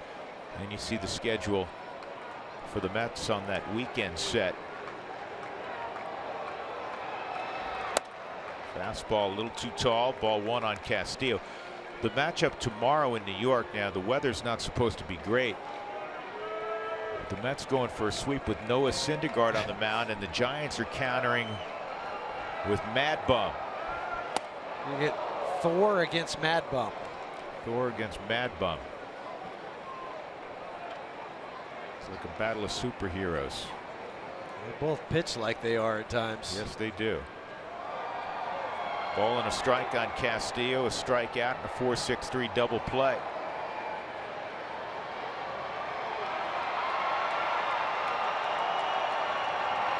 Good pitch. 96 on the black.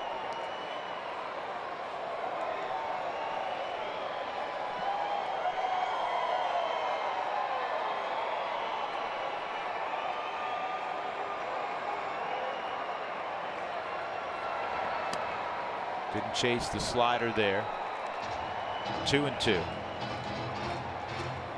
A 2-run home run by Brandon Drury to tie the game ended a 17-inning scoreless drought for Arizona.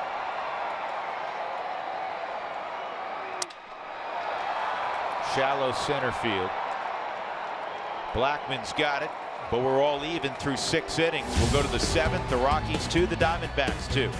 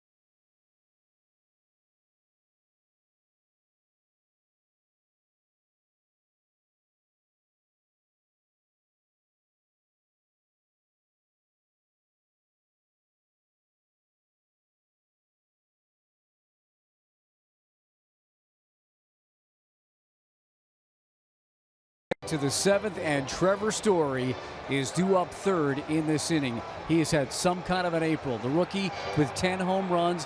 He joins an exclusive Rockies list. He becomes the 14th different Rocky. Look at this, to hit double-digit home runs in a single month. And that has happened 29 times in the history of the franchise. If you're wondering the most in any single month, that was 15 by Troy Tulowitzki, September 2010. That was that huge month by Tulo. But Nolan's in there again this month, and so is Trevor Story, guys, and he's due up 3rd. Well, Story after Blackman, and it'll be Christian Adames marked to pinch hit for Carlos Estevez in a 2-2 game here in the 7th inning.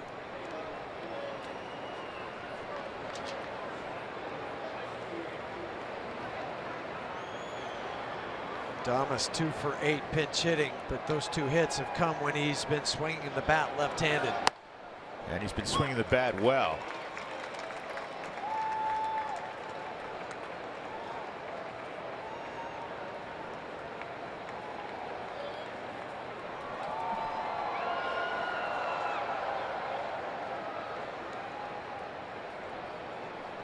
Greinke has allowed 8 hits. He has struck out 8.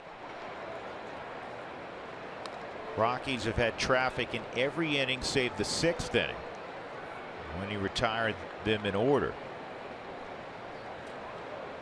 Colorado, however, just 1 of 8 with runners in scoring position.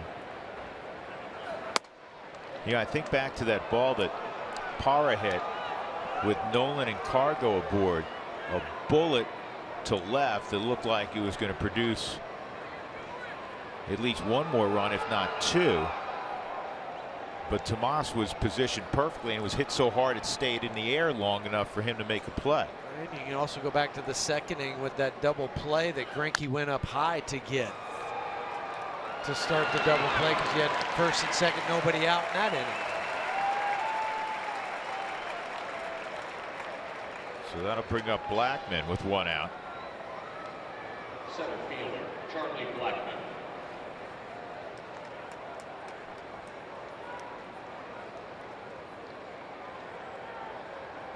Charlie's going to hit home runs. He's a guy that's going to hit 15 to 20 home runs. Looking for number 1 this year. Just came off the disabled list last night. Now would be apropos. Good a time as any. Zach Greinke on the season has given up 5 home runs. 3 of them coming to left-handed batters. Gave up 3 on opening day to the Rockies.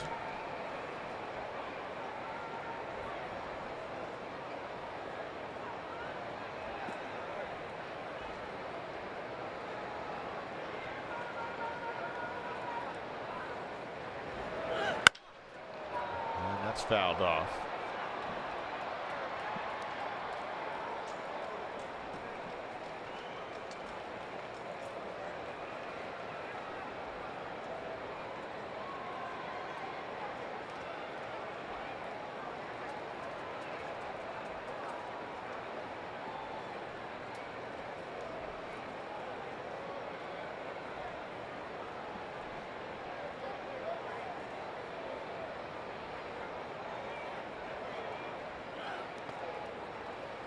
He's gotten him on breaking pitches twice tonight. Charlie singled in the 3rd and scored. Struck out on a slider in the 1st and the 5th. The Topes in the first game of a doubleheader went 2-1 against the Reno Aces.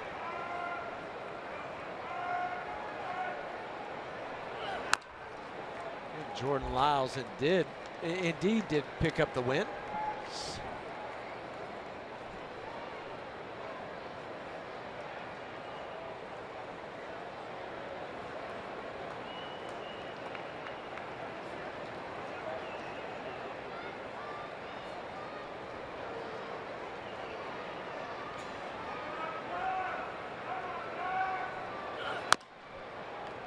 Fouled off the foot of Charlie. You don't want to see that.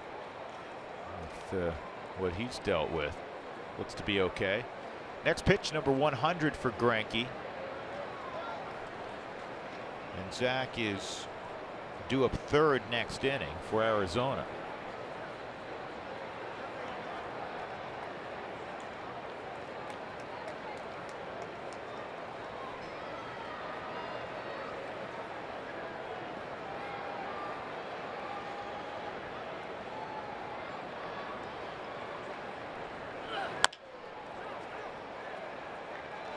2 outs.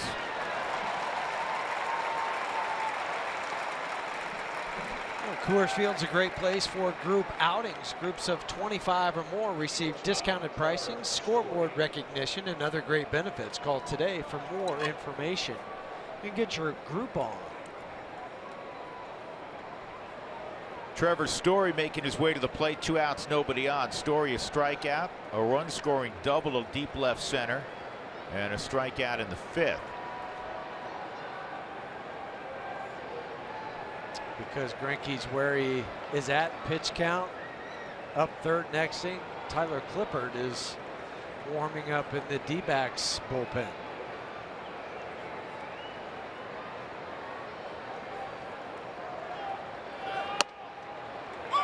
Well located on the outer edge. Strike 1.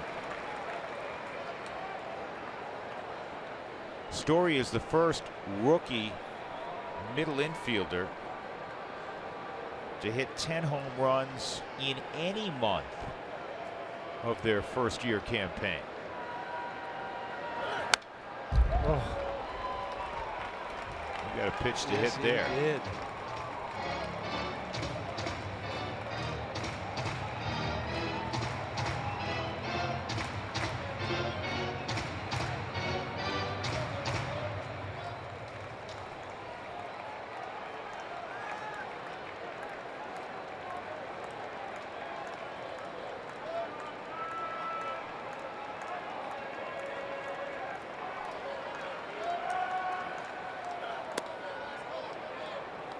Sliders off the plate, 1 and 2. Cargo on deck, hoping for an opportunity this inning.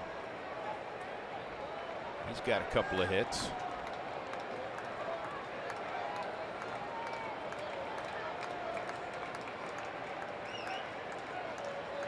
One, 2.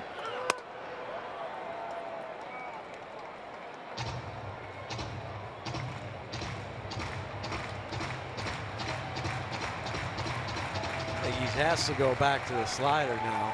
Well, this year, and it's probably stayed true tonight, against his fastball, the league's hitting .386. That's amazing. It's the 3rd highest batting average against a fastball in baseball this year. Here's a 2-2. And Story pulls it, and it was caught in the air. So Greinke, if he is done, he's due up 3rd, leaves having retired 7 in a row. Stretch time in Arizona, 2 apiece.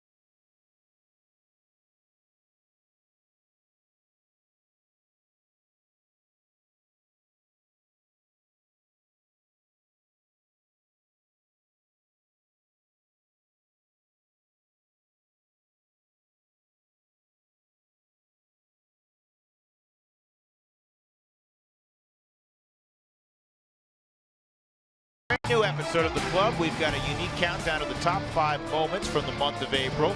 A special guest from the 2007 World Series team, and this year's first look at the good, the bad, and the Spilly and Sully. It's all the best from the first month of 2016. It's tomorrow on the club. With Jeff Houston and Mark Stout, I'm Drew Goodman. Germain is in the ball game now. Gonzalez Germain, third pitcher for the Rockies tonight. 5 shutout innings from Russin. Estevez gave up a single and a 2-run home run to Brandon Drury that tied the game. David Peralta, Chris Owings, and we shall see. Greinke scheduled to hit third this inning. Germain called up from Albuquerque. He was doing a good job closing games down there. And he goes changeup on the first delivery to the free swinging Peralta, and it's 0-1. And he pitched last night in this 7th inning. Pitched to Brandon Drury, struck him out. Chris Owings hit a line drive to center field, 2/3 of an inning, and a strikeout for Gonzalez. And that's a good looking heater. 0-2. One thing it's been pretty evident how Walt's used him. He's able to bounce back, as you're describing, pretty quickly, Huey. He's got one of those arms that just doesn't seem to tire. You can ask him to pitch an inning in 2/3 if need be, or pitch back to back days.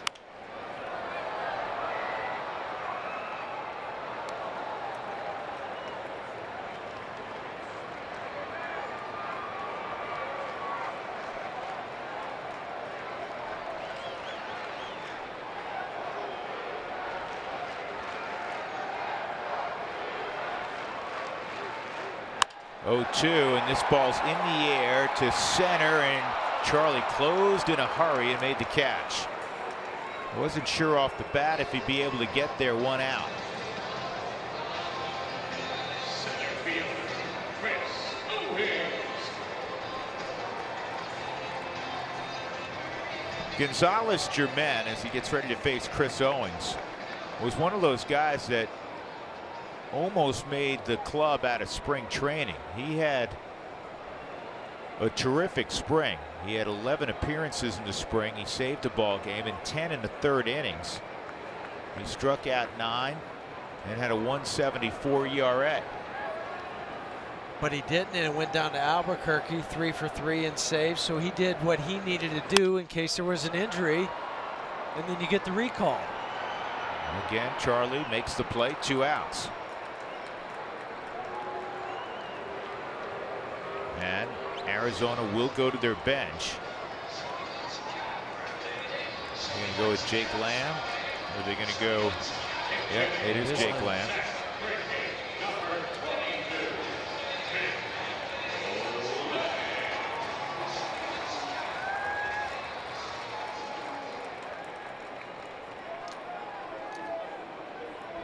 Lamb 0 for 5 last night, 1 for 3 this season pinch hitting.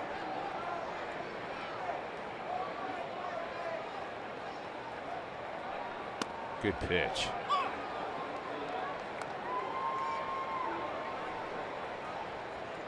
Rockies picked up Germain last year. He was claimed off waivers from the Cubs in July. And that runs back over at 94, and it's 0-2. Just like his demeanor on the mound. I like how aggressive he is, Huey.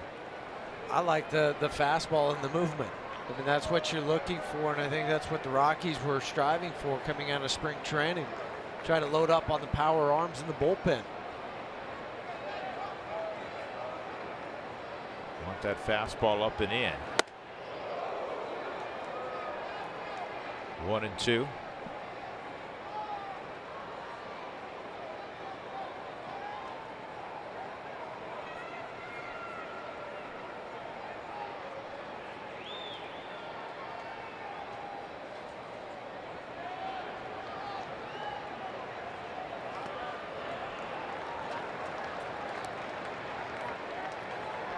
Two balls, 2 strikes on the pitch hitter, Jake Lamb.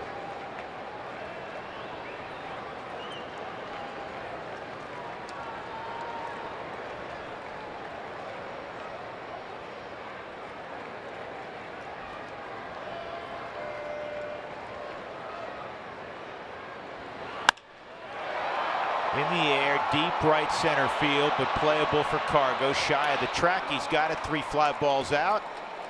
And we go to the 8th inning.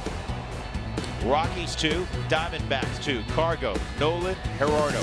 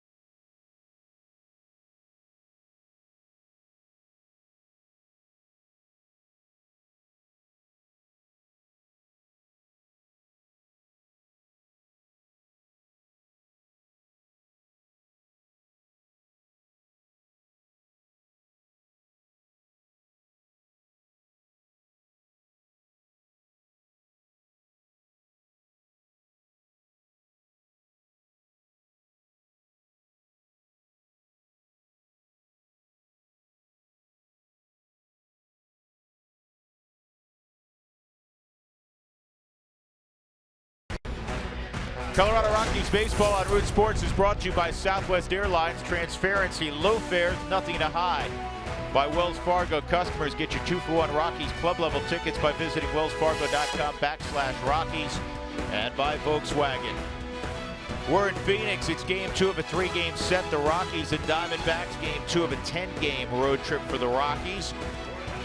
They had a 2-0 lead, and then a 2-run home run from Brandon Drury against Carlos Estevez. Got the Diamondbacks even. They're going to send Daniel Hudson to the mound here in the top of the 8th. Cargo, Nolan Arenado, Gerardo Parra against Hudson, who's been lights out so far this year for the Diamondbacks. Hudson, 10 2/3 innings, has allowed just 1 run. 9 of his 10 appearances have been scoreless. In the .059 batting average against, second best in the National League. WHIP .338. That's also second in the National League. ERA. He's got a lot of glowing numbers, does Daniel Hudson. Yeah, he's allowed only 2 hits this year. Here's Cargo. He's 2 for 3 tonight. And he's allowed 3 hits. There you go. That's so the Rockies have the go-ahead man on in the top of the 8th. That's the way you greet the reliever. As Nolan comes to the plate, it's a good chance to remind you fans that the 2016 Esurance MLB All-Star Game ballot is here. Head to Rockies.com/vote to choose your stars and send them to the All-Star Game on July 12th in San Diego. Get the vote out for Nolan right now. And your other Rockies players, but Nolan, looking at his numbers, 287, 10 home runs, 21 RBIs. I don't know what he's thinking about tonight. He hasn't hit a home run yet. 3 straight games with a home run. It's the 3rd time in his career he's had a stretch of at least 3 straight games where he's hit a home run. Last year he had a stretch of 6 straight games in which he homered. Yeah, September 1st through the 5th.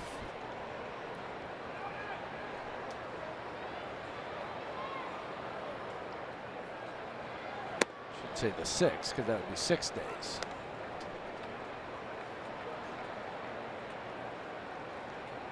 Unless there was a doubleheader in there, which you don't have a lot of. I don't have to remember. Yeah, I don't think there was. 1-1 on Arenado.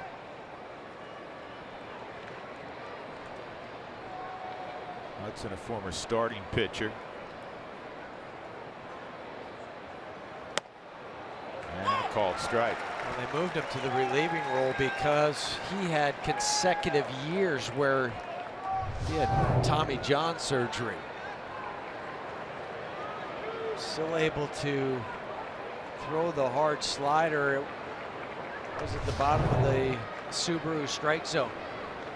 He's only the 4th pitcher in history to have Tommy John surgeries in consecutive years and return to the major league level. It's some kind of story.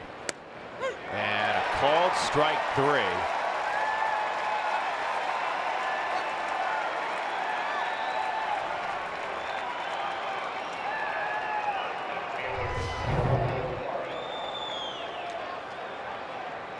Yeah, I can see why Nolan has the beef. That's a ball inside. He's just telling him it's not a strike. I've said it so many times. Hitters at this level know the strike zone so well, especially Nolan. You're talking about a guy this year is one of the toughest guys in baseball to strike out. That was, you know, a ball or so inside. Here's Parra.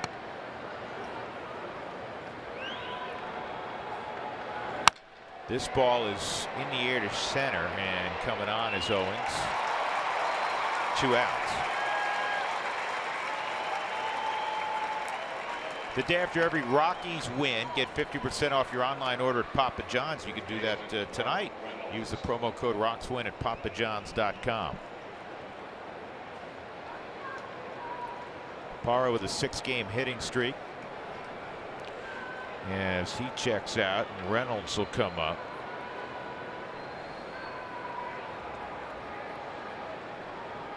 Mark a double off the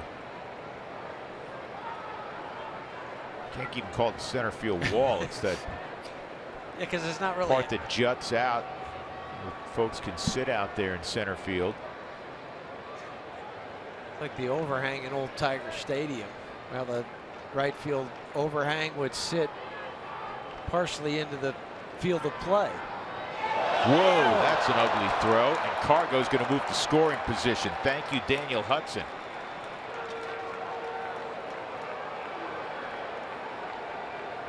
Usually when there's an errant pickoff throw, Huey, it's in the dirt. This one was 6 feet over the head of Paul Goldschmidt. And Goldschmidt's 6'4", so you know it's got to be way over his head if he's not able to catch it. I mean, that's... All right, maybe not 6 feet, but you get the point.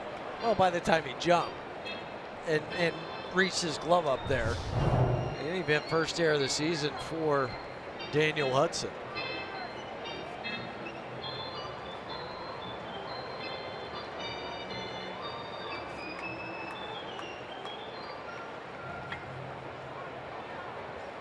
You don't need Reynolds to hit one way out into the gap. A bloop will work, a broken bat, an error. Just get this run in.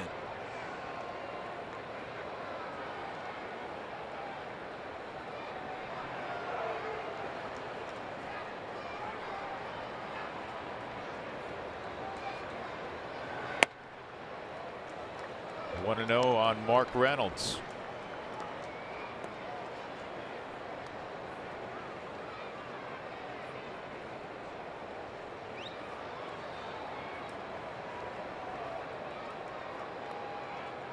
Cargo looking over his left shoulder to check on Segura.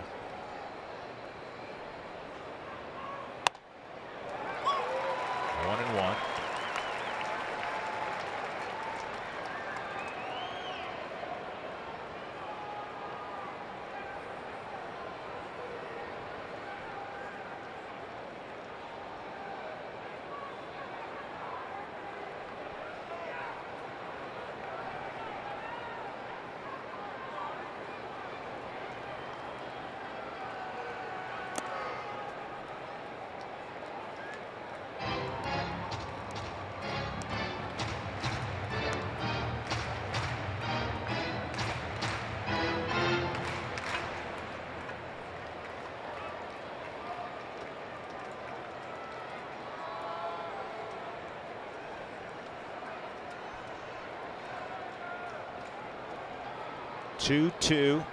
Two outs in the 8th.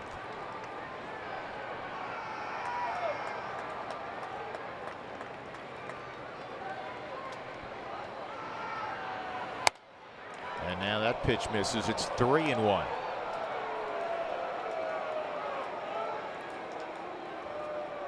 Nick Hundley on deck.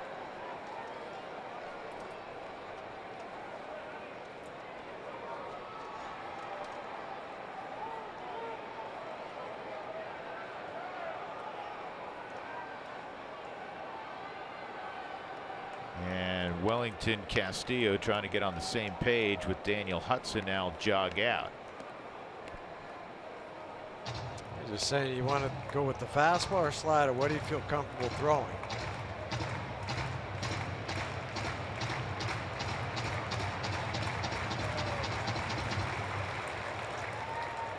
Hudson's fastball is 96 to 97. Slider, as we've seen, is around 88 miles an hour.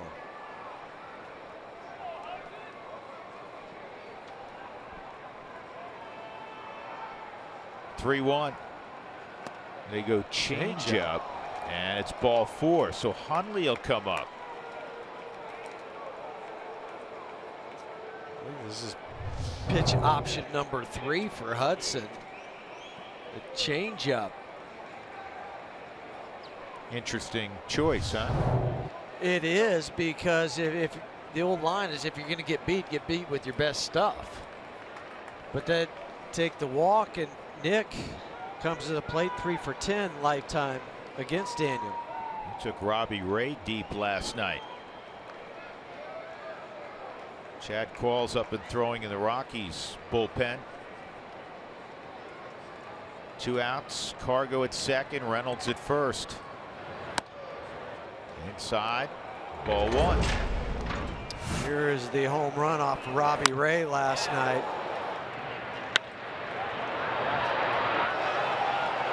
It's over the wall in left field in the 4th row.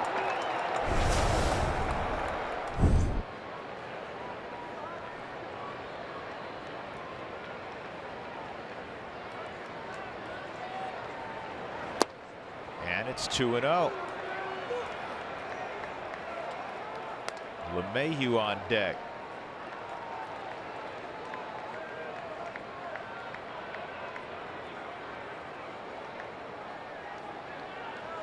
Rockies got 2 in the 3rd, a double by Story to score Blackman, who had singled, and then a 2-out base hit by Gerardo Parra to bring home Trevor Story.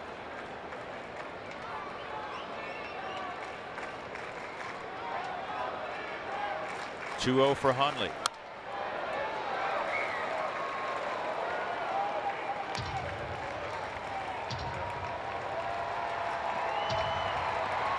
Now they are dangerous top to bottom, Cody. I was talking about that with the scout today in the lunchroom. He just said this lineup there's really no easy break in it for a pitcher. Cargo at second. He's had a 3-hit night. Reynolds been on a couple times. 2-1. And a bouncing ball to short. And that'll end the inning. So we'll go to the bottom of the 8th inning. Again, the Rockies leave runners in scoring position. We're tied at 2.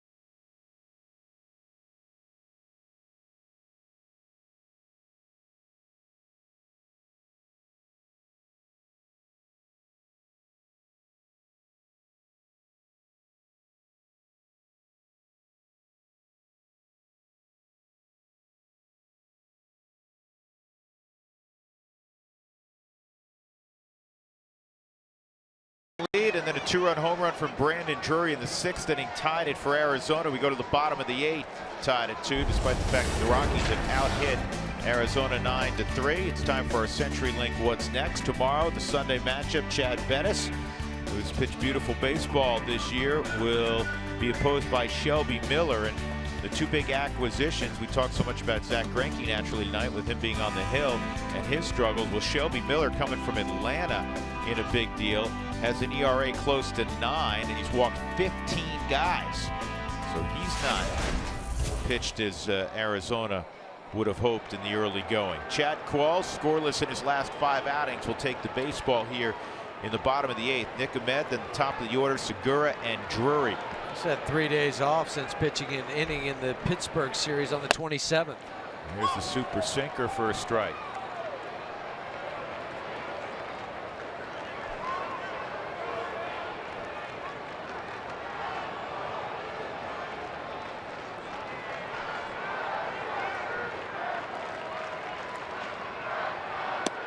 He went. Check him. No? Come on, Jordan.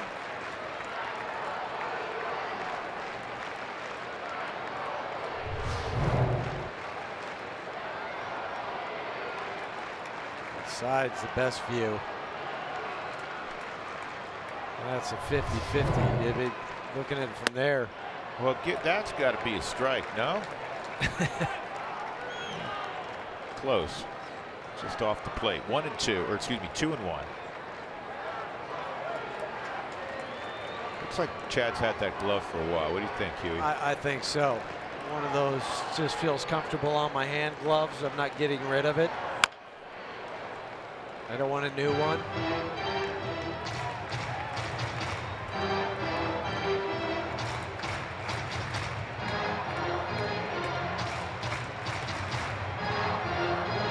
Yeah, that's been there. Been repaired a couple times. One of those gloves that the only time it comes out is after the national anthem is played. Not out for batting practice.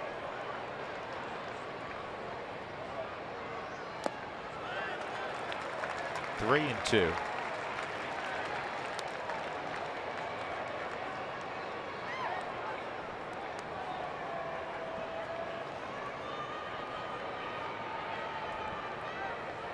On his 50th career game recently. That's the most wins of any active reliever.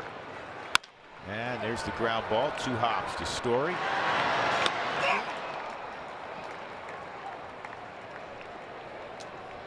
That'll bring up Gene Segura. Segura base hit in the 6th inning in front of the home run by Brandon Drury.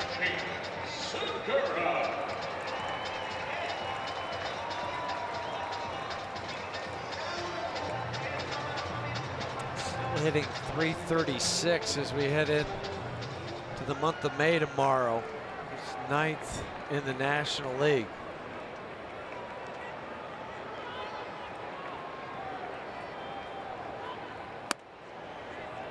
The slider's just off the plate.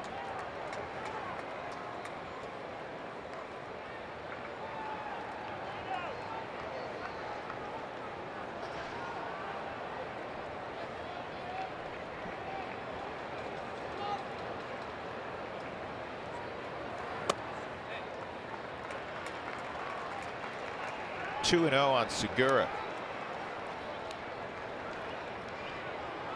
Immediately after that last pitch, Chad says, I don't want that baseball. Get rid of it. Give me a new one.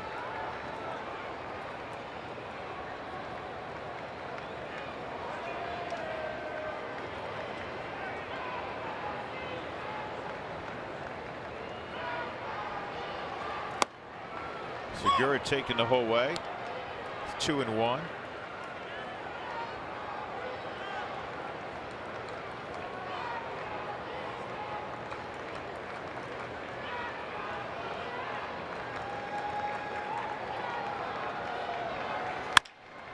Another big chopper, and that's a good job by Story. You got to come get that hop, don't you, Huey? Great read by Trevor. Don't sit back. Don't wait for that second hop to eat you up. Come get it, and he did. So he's on the balls of his feet, and now he makes a decision. I go get it, and then I also close down the ground that I have to make the throw over to first with the quick runner in Segura.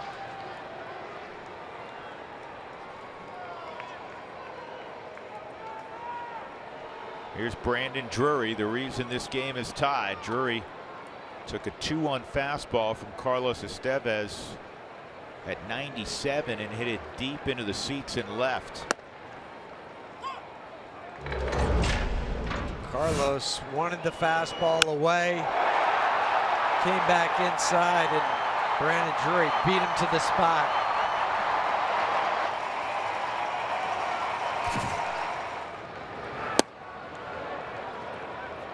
He went that time, according to Jordan Baker.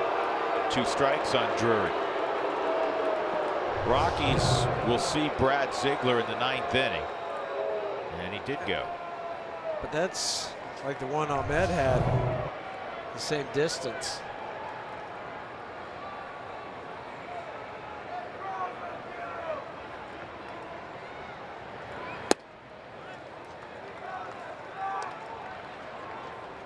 Rockies will have LeMahieu, the pinch hitter, and then Charlie Blackmon. Could be Paulson, could be Rayburn. as the closer for Arizona.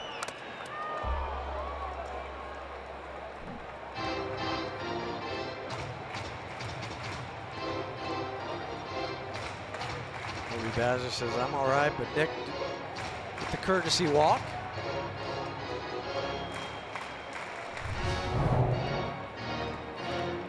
Clear look on the Subaru Supermo.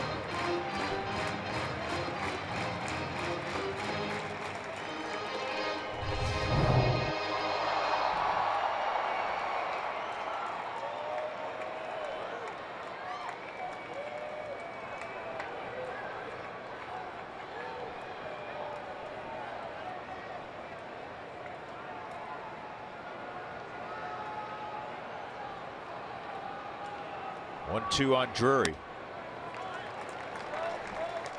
2-2.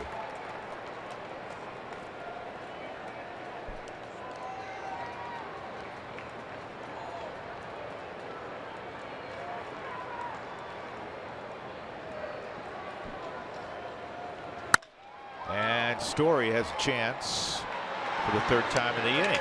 And that is all for the Diamondbacks. Another strong outing for Qualls. He gets 3 ground ball outs. We'll go to the 9th. LeMahieu will lead it off.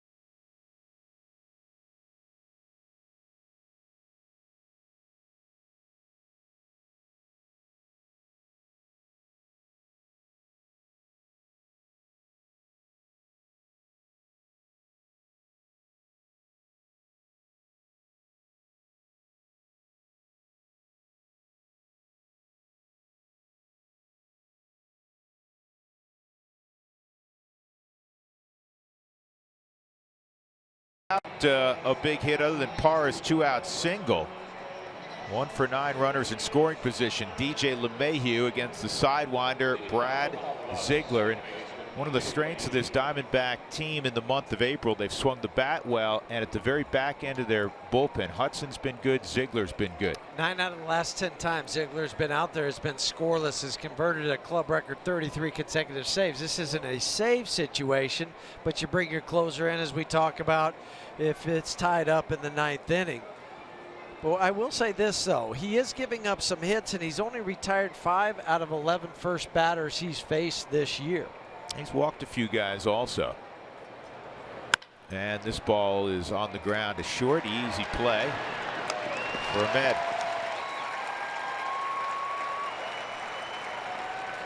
Well, Fan Fridays are new in 2016, and the next Fan Friday of the year is May 13th. The first 20,000 fans will receive a Fan Friday tote bag courtesy of MLB Network. Ben Paulson will be the pinch hitter.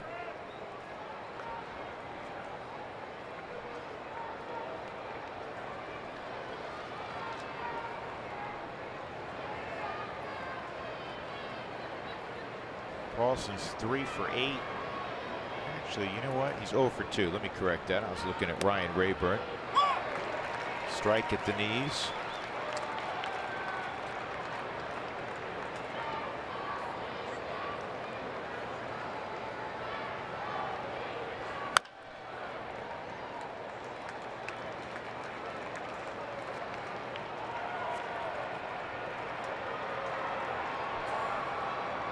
It's the first time for Benny to face Ziegler.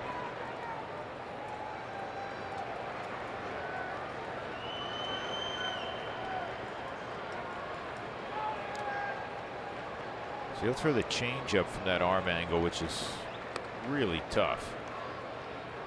Another thing for a hitter too, because he does try to get you out on your front foot. You just spread out. Just think about using your hands. Don't throw a lot of body into your swing. There's a lot of body in that one. Stay fair. It hooks, foul. Needed body English on that one. This is not a guy that gives up many home runs. None this year, just 3 last year. But he's out in front because it's the changeup. Circle change from coming down under. This caused him to hook it. Doubled up on the changeup, misses away. 2 balls, 2 strikes.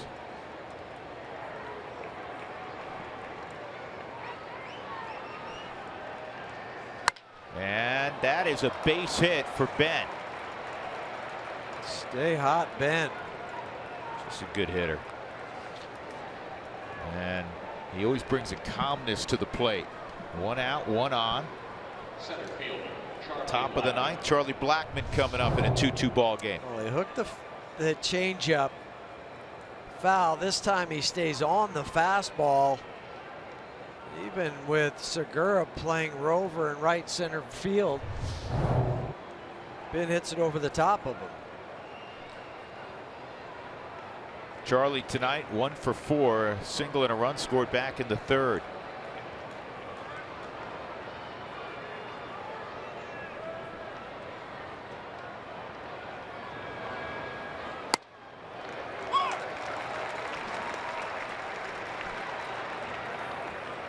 Charlie 2 for 10 lifetime. Couple strikeouts against Brad.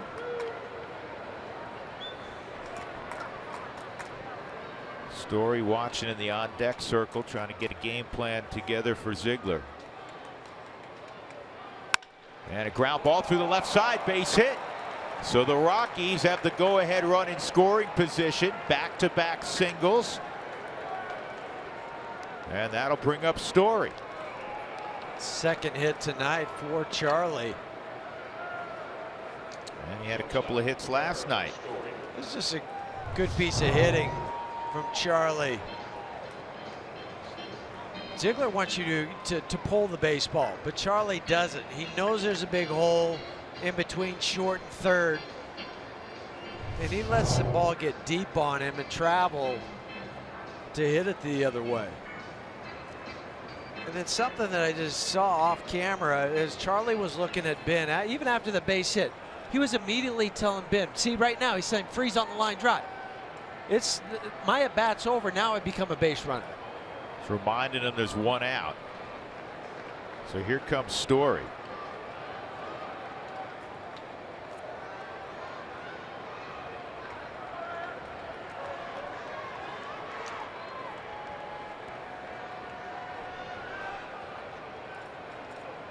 Doubled in a run earlier.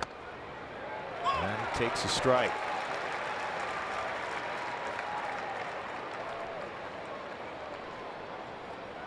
Justin Miller if the game remains tied. Jake McGee if the Rockies take the lead.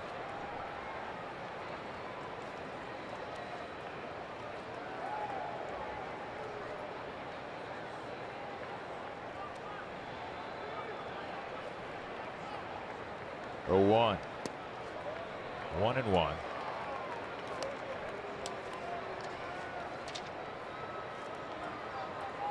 It's the first time Story has faced Ziegler.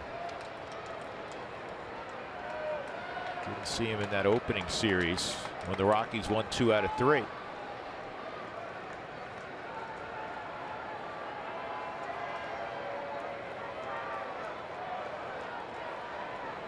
One. And that's on the outer edge. Trevor thought it was down. Ziegler Goes in, and then he goes out. That's a huge strike call. It's Well, a borderline pitch. It's that flip pitch. Yep. Instead of being 2-1, it's 1-2. And now you're in a slider count or a changeup count with Ziegler.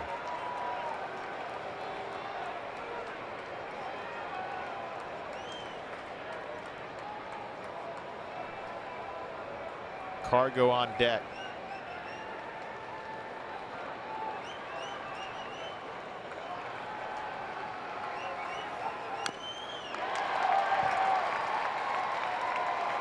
Story did a good job covering a tough pitch there, Huey. Just you're hoping when you swing that you're just going to be able to foul it off. And that's what Trevor did. See how much he had to open that foot up just to even get there?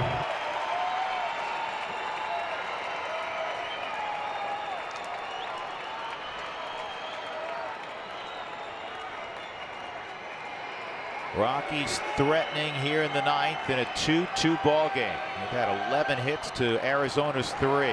And that slice to right, fair ball down the right field line. Paulson will score easily, and it kicks around back there. Peralta having trouble all the way to third. Story. It's a 2-run triple, and the Rockies lead it 4-2. Write another chapter in Arizona, Trevor. 20 RBIs on the season for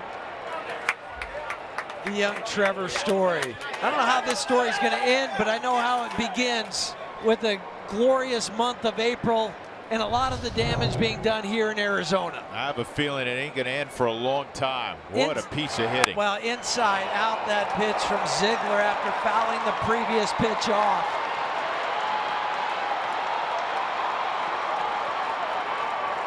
And the Rockies are doing it against the Arizona closer, Brad Ziegler, who'd been lights out this year. Now Cargo with the infield in. He can make it a 3-run game. Cargo's had a big night, 3 for 4. All singles.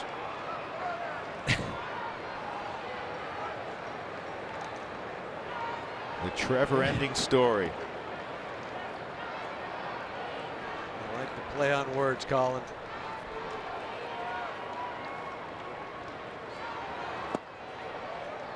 There's a calmness right now to Cargo. It's helped that he's had 2 days off. Running into a little fatigue. Got the average back to 330.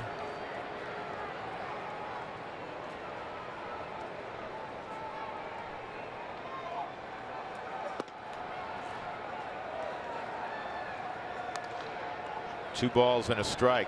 So Story's tied for the league lead in home runs. We know that.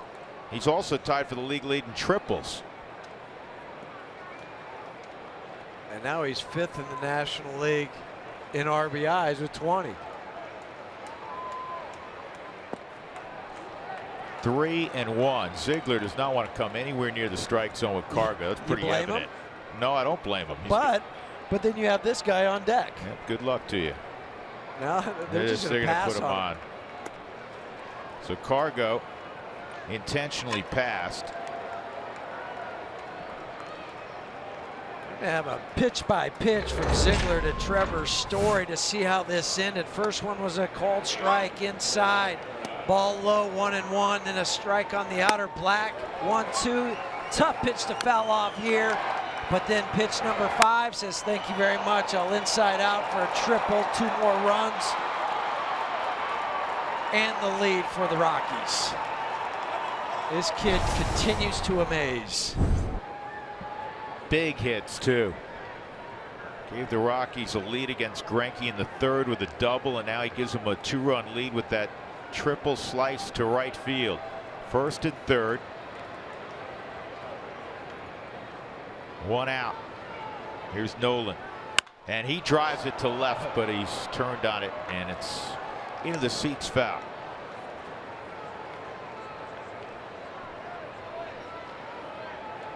Now the only man standing in the Rockies' pen, Jake McGee.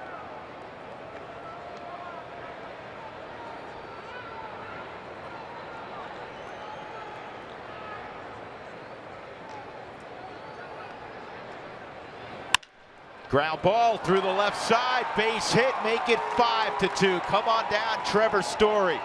And Nolan has his 22nd RBI. 5-2 Colorado. And there's no better feeling for a hitter after they have intentionally walked the guy in front of you.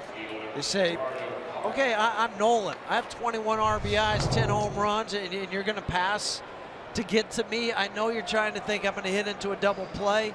No, I'm going to drive a run in. That's what I'm going to do and extend the lead 5-2. And Chip Hale's going to protect his closer and pull him out. 20-plus pitches. He's given up 3 runs. Still only 1 out in the 9th, and the Rockies are +3 on the scoreboard.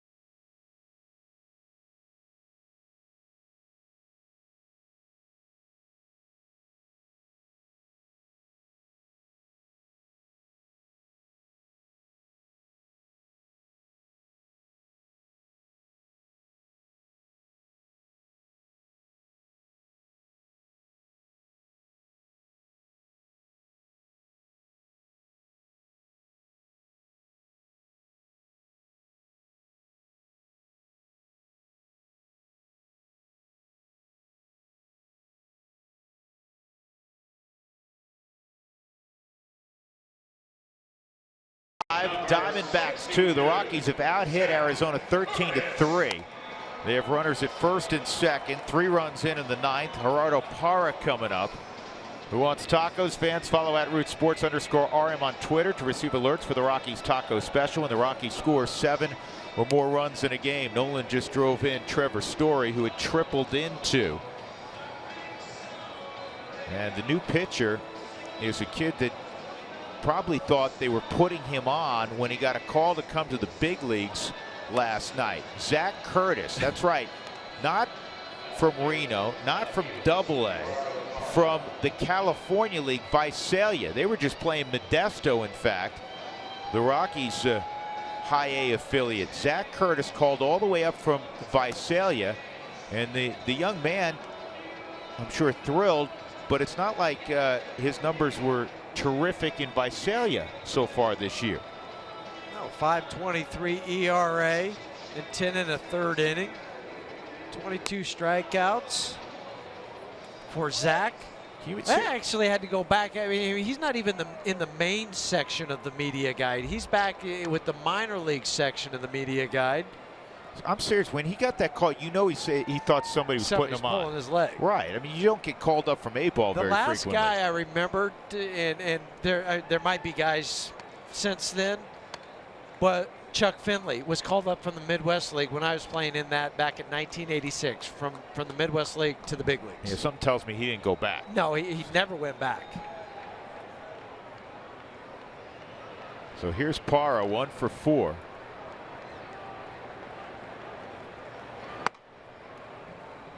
And the first big league pitch from Curtis misses, ball 1.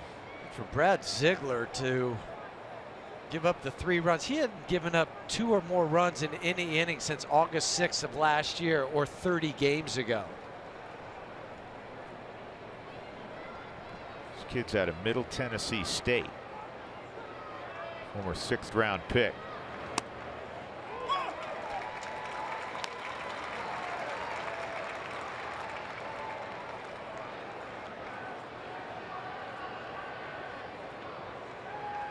He was in the Midwest League last year. Pitched very well there. The league hit just 176 against him. It was in Kane County, which is, that club is just outside of Chicago.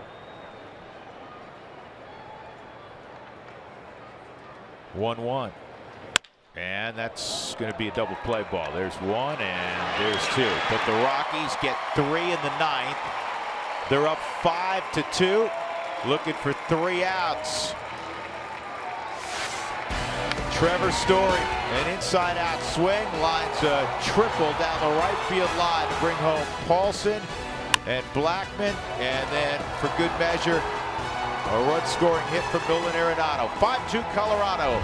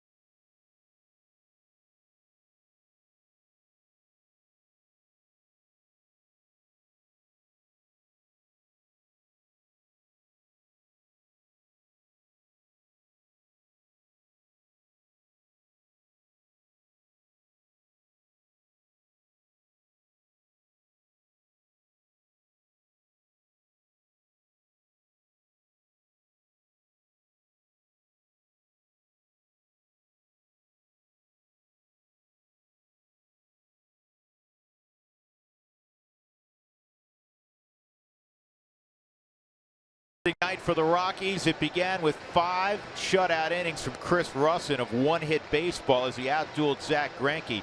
Greinke had traffic in all 7 innings he pitched, but the Rockies could only put 2 runs on the board against him despite getting 8 hits. And a 3-run explosion against Brad Ziegler has given the Rockies an opportunity to win 5-2 tonight if Jake McGee can get 3 outs. McGee is set to go, and he'll face Paul Goldschmidt, Yasmani Tomas, Wellington Castillo in the 9th inning. A few days off for Jake since Wednesday night. Came in against the Pirates, 1 inning, 1 hit, 1 walk. Finish this thing off. Your clubs come back. You have the lead. Set them down in order.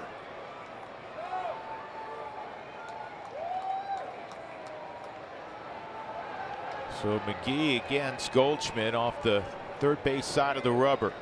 Goldschmidt a single in the 4th, 1 for 3. And that fastball misses, ball 1. Final day of April 2016. Story didn't hit his 11th home run, but 2-run triple will have to suffice.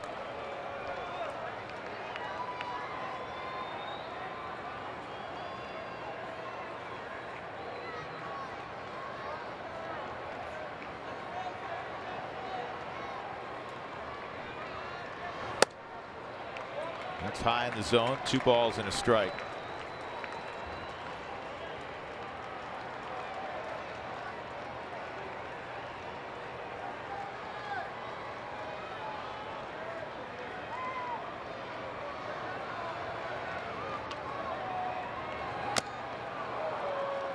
Two and 2.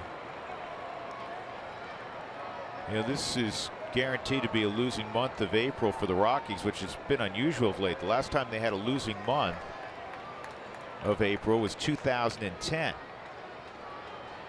They were 11-12 in April of 2010. They went on to have a winning season that year. 83 wins. Unfortunately, they faded in the final 2 weeks, or would have made the playoffs for the 3rd time in 4 years. part of that fade started with the last game in LA and then 3 games here right after that in 2010. But if you hang on and win this game, you'll also be 7-4 to start the month of April out on the road.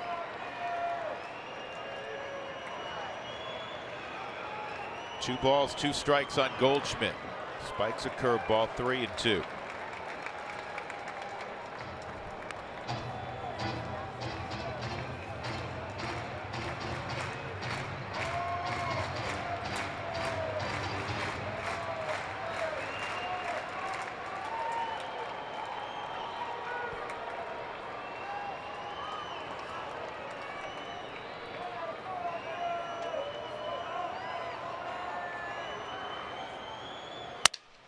Shattered bat, softly hit, and it's going to drop in center field for a single.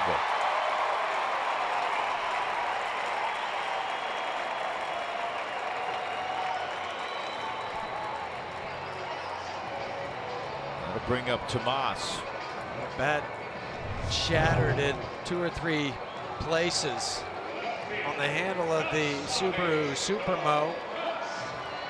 Goldschmidt doesn't even know where the ball's going. He's worried about the barrel of the bat. That ended up over by the fence in the on-deck circle. I don't know if I've ever seen a reaction like that, as if the barrel was going to come back somehow. It's not. You think it's going to hit? It's not a boomerang. It's not going to hit you. Tomas a walk, fly ball to deep center, and a pop out.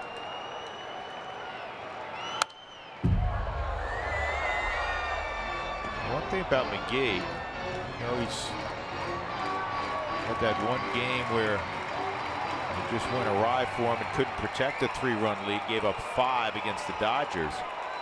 But just looking at the pitches tonight with his fastball, they're all elevated. Yeah, and the last couple times it's a tendency to fall behind the hitters coming out instead of getting strike one. With that exception tonight of Tomas with the first foul ball. He went. 2 strikes.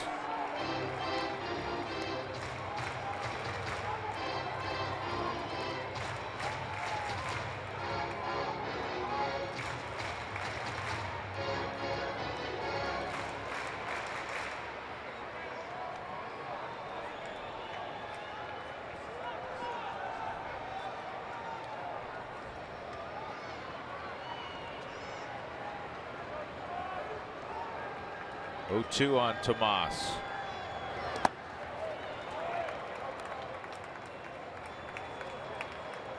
Nifty block by Nick. The ball hits, it has a tendency to spin back the other way, and that one did. He just curled that right shoulder down. Not worried about trying to catch it. Keep Goldschmidt at first base.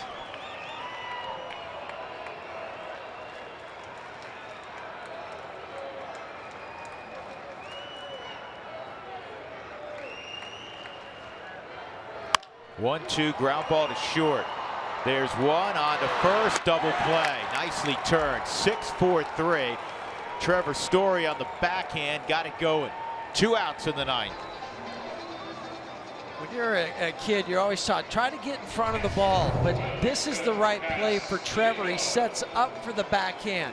So he knows he's going to backhand it, plants off the right foot, and then gives DJ a very nice feed at second base. Jake McGee's happy about that, but for DJ to catch the ball on that backside of the bag, you don't have to worry about the runner, then you just pop back, make the easy throw to first. 2 outs, nobody on. Castillo takes the fastball down low.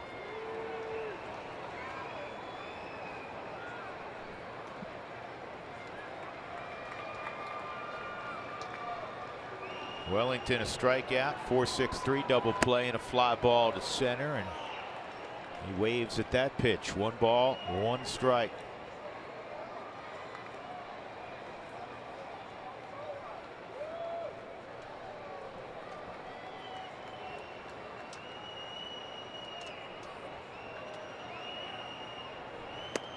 Inside, 2-1.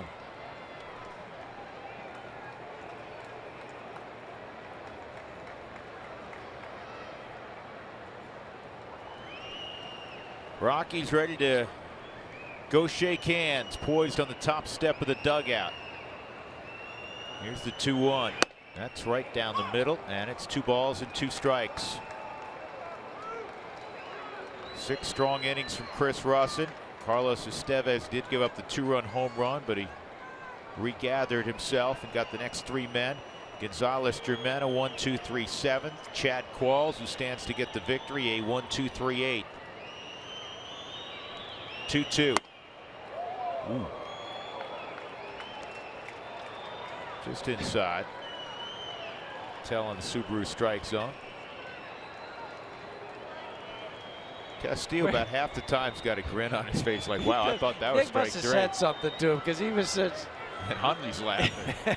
Maybe he said, boy, I thought I struck out there.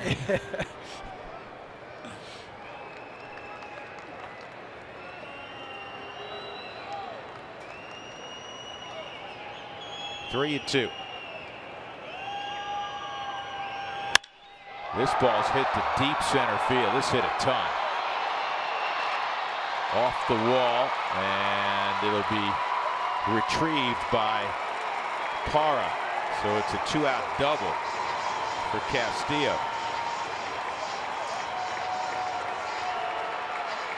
Well, whatever he was laughing about turned serious on this swing. He has now hit in 8 out of his last 10 games. High up on the wall to this hit, up 3/4 of the way. Parra hustling over to back Charlie up.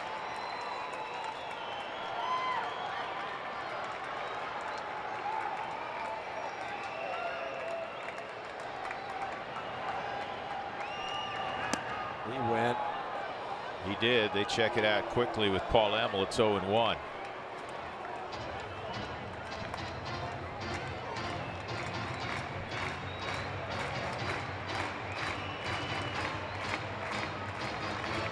Arizona just 2 for the last 25 with runners in scoring position.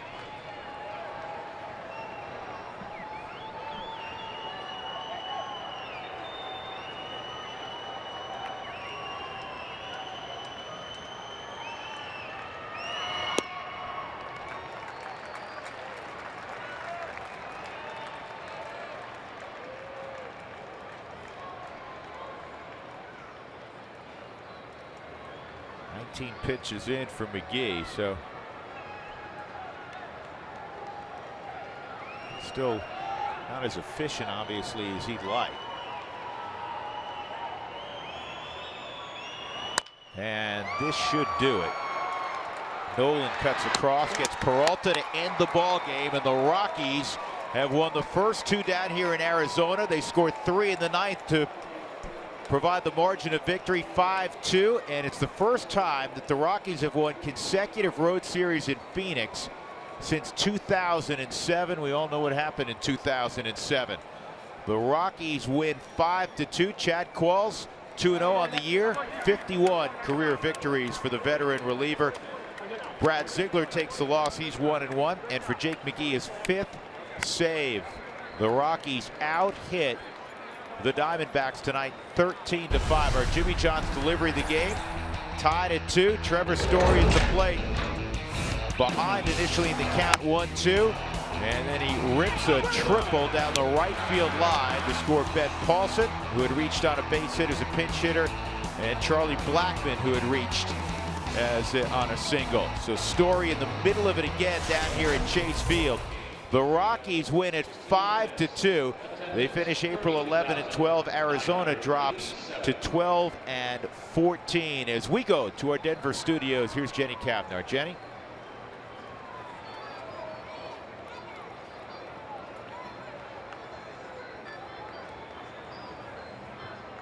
Congratulations, D-Backs fans. Since the D-Backs hit a home run tonight, you can visit your local Jack in the Box restaurant tomorrow and get a free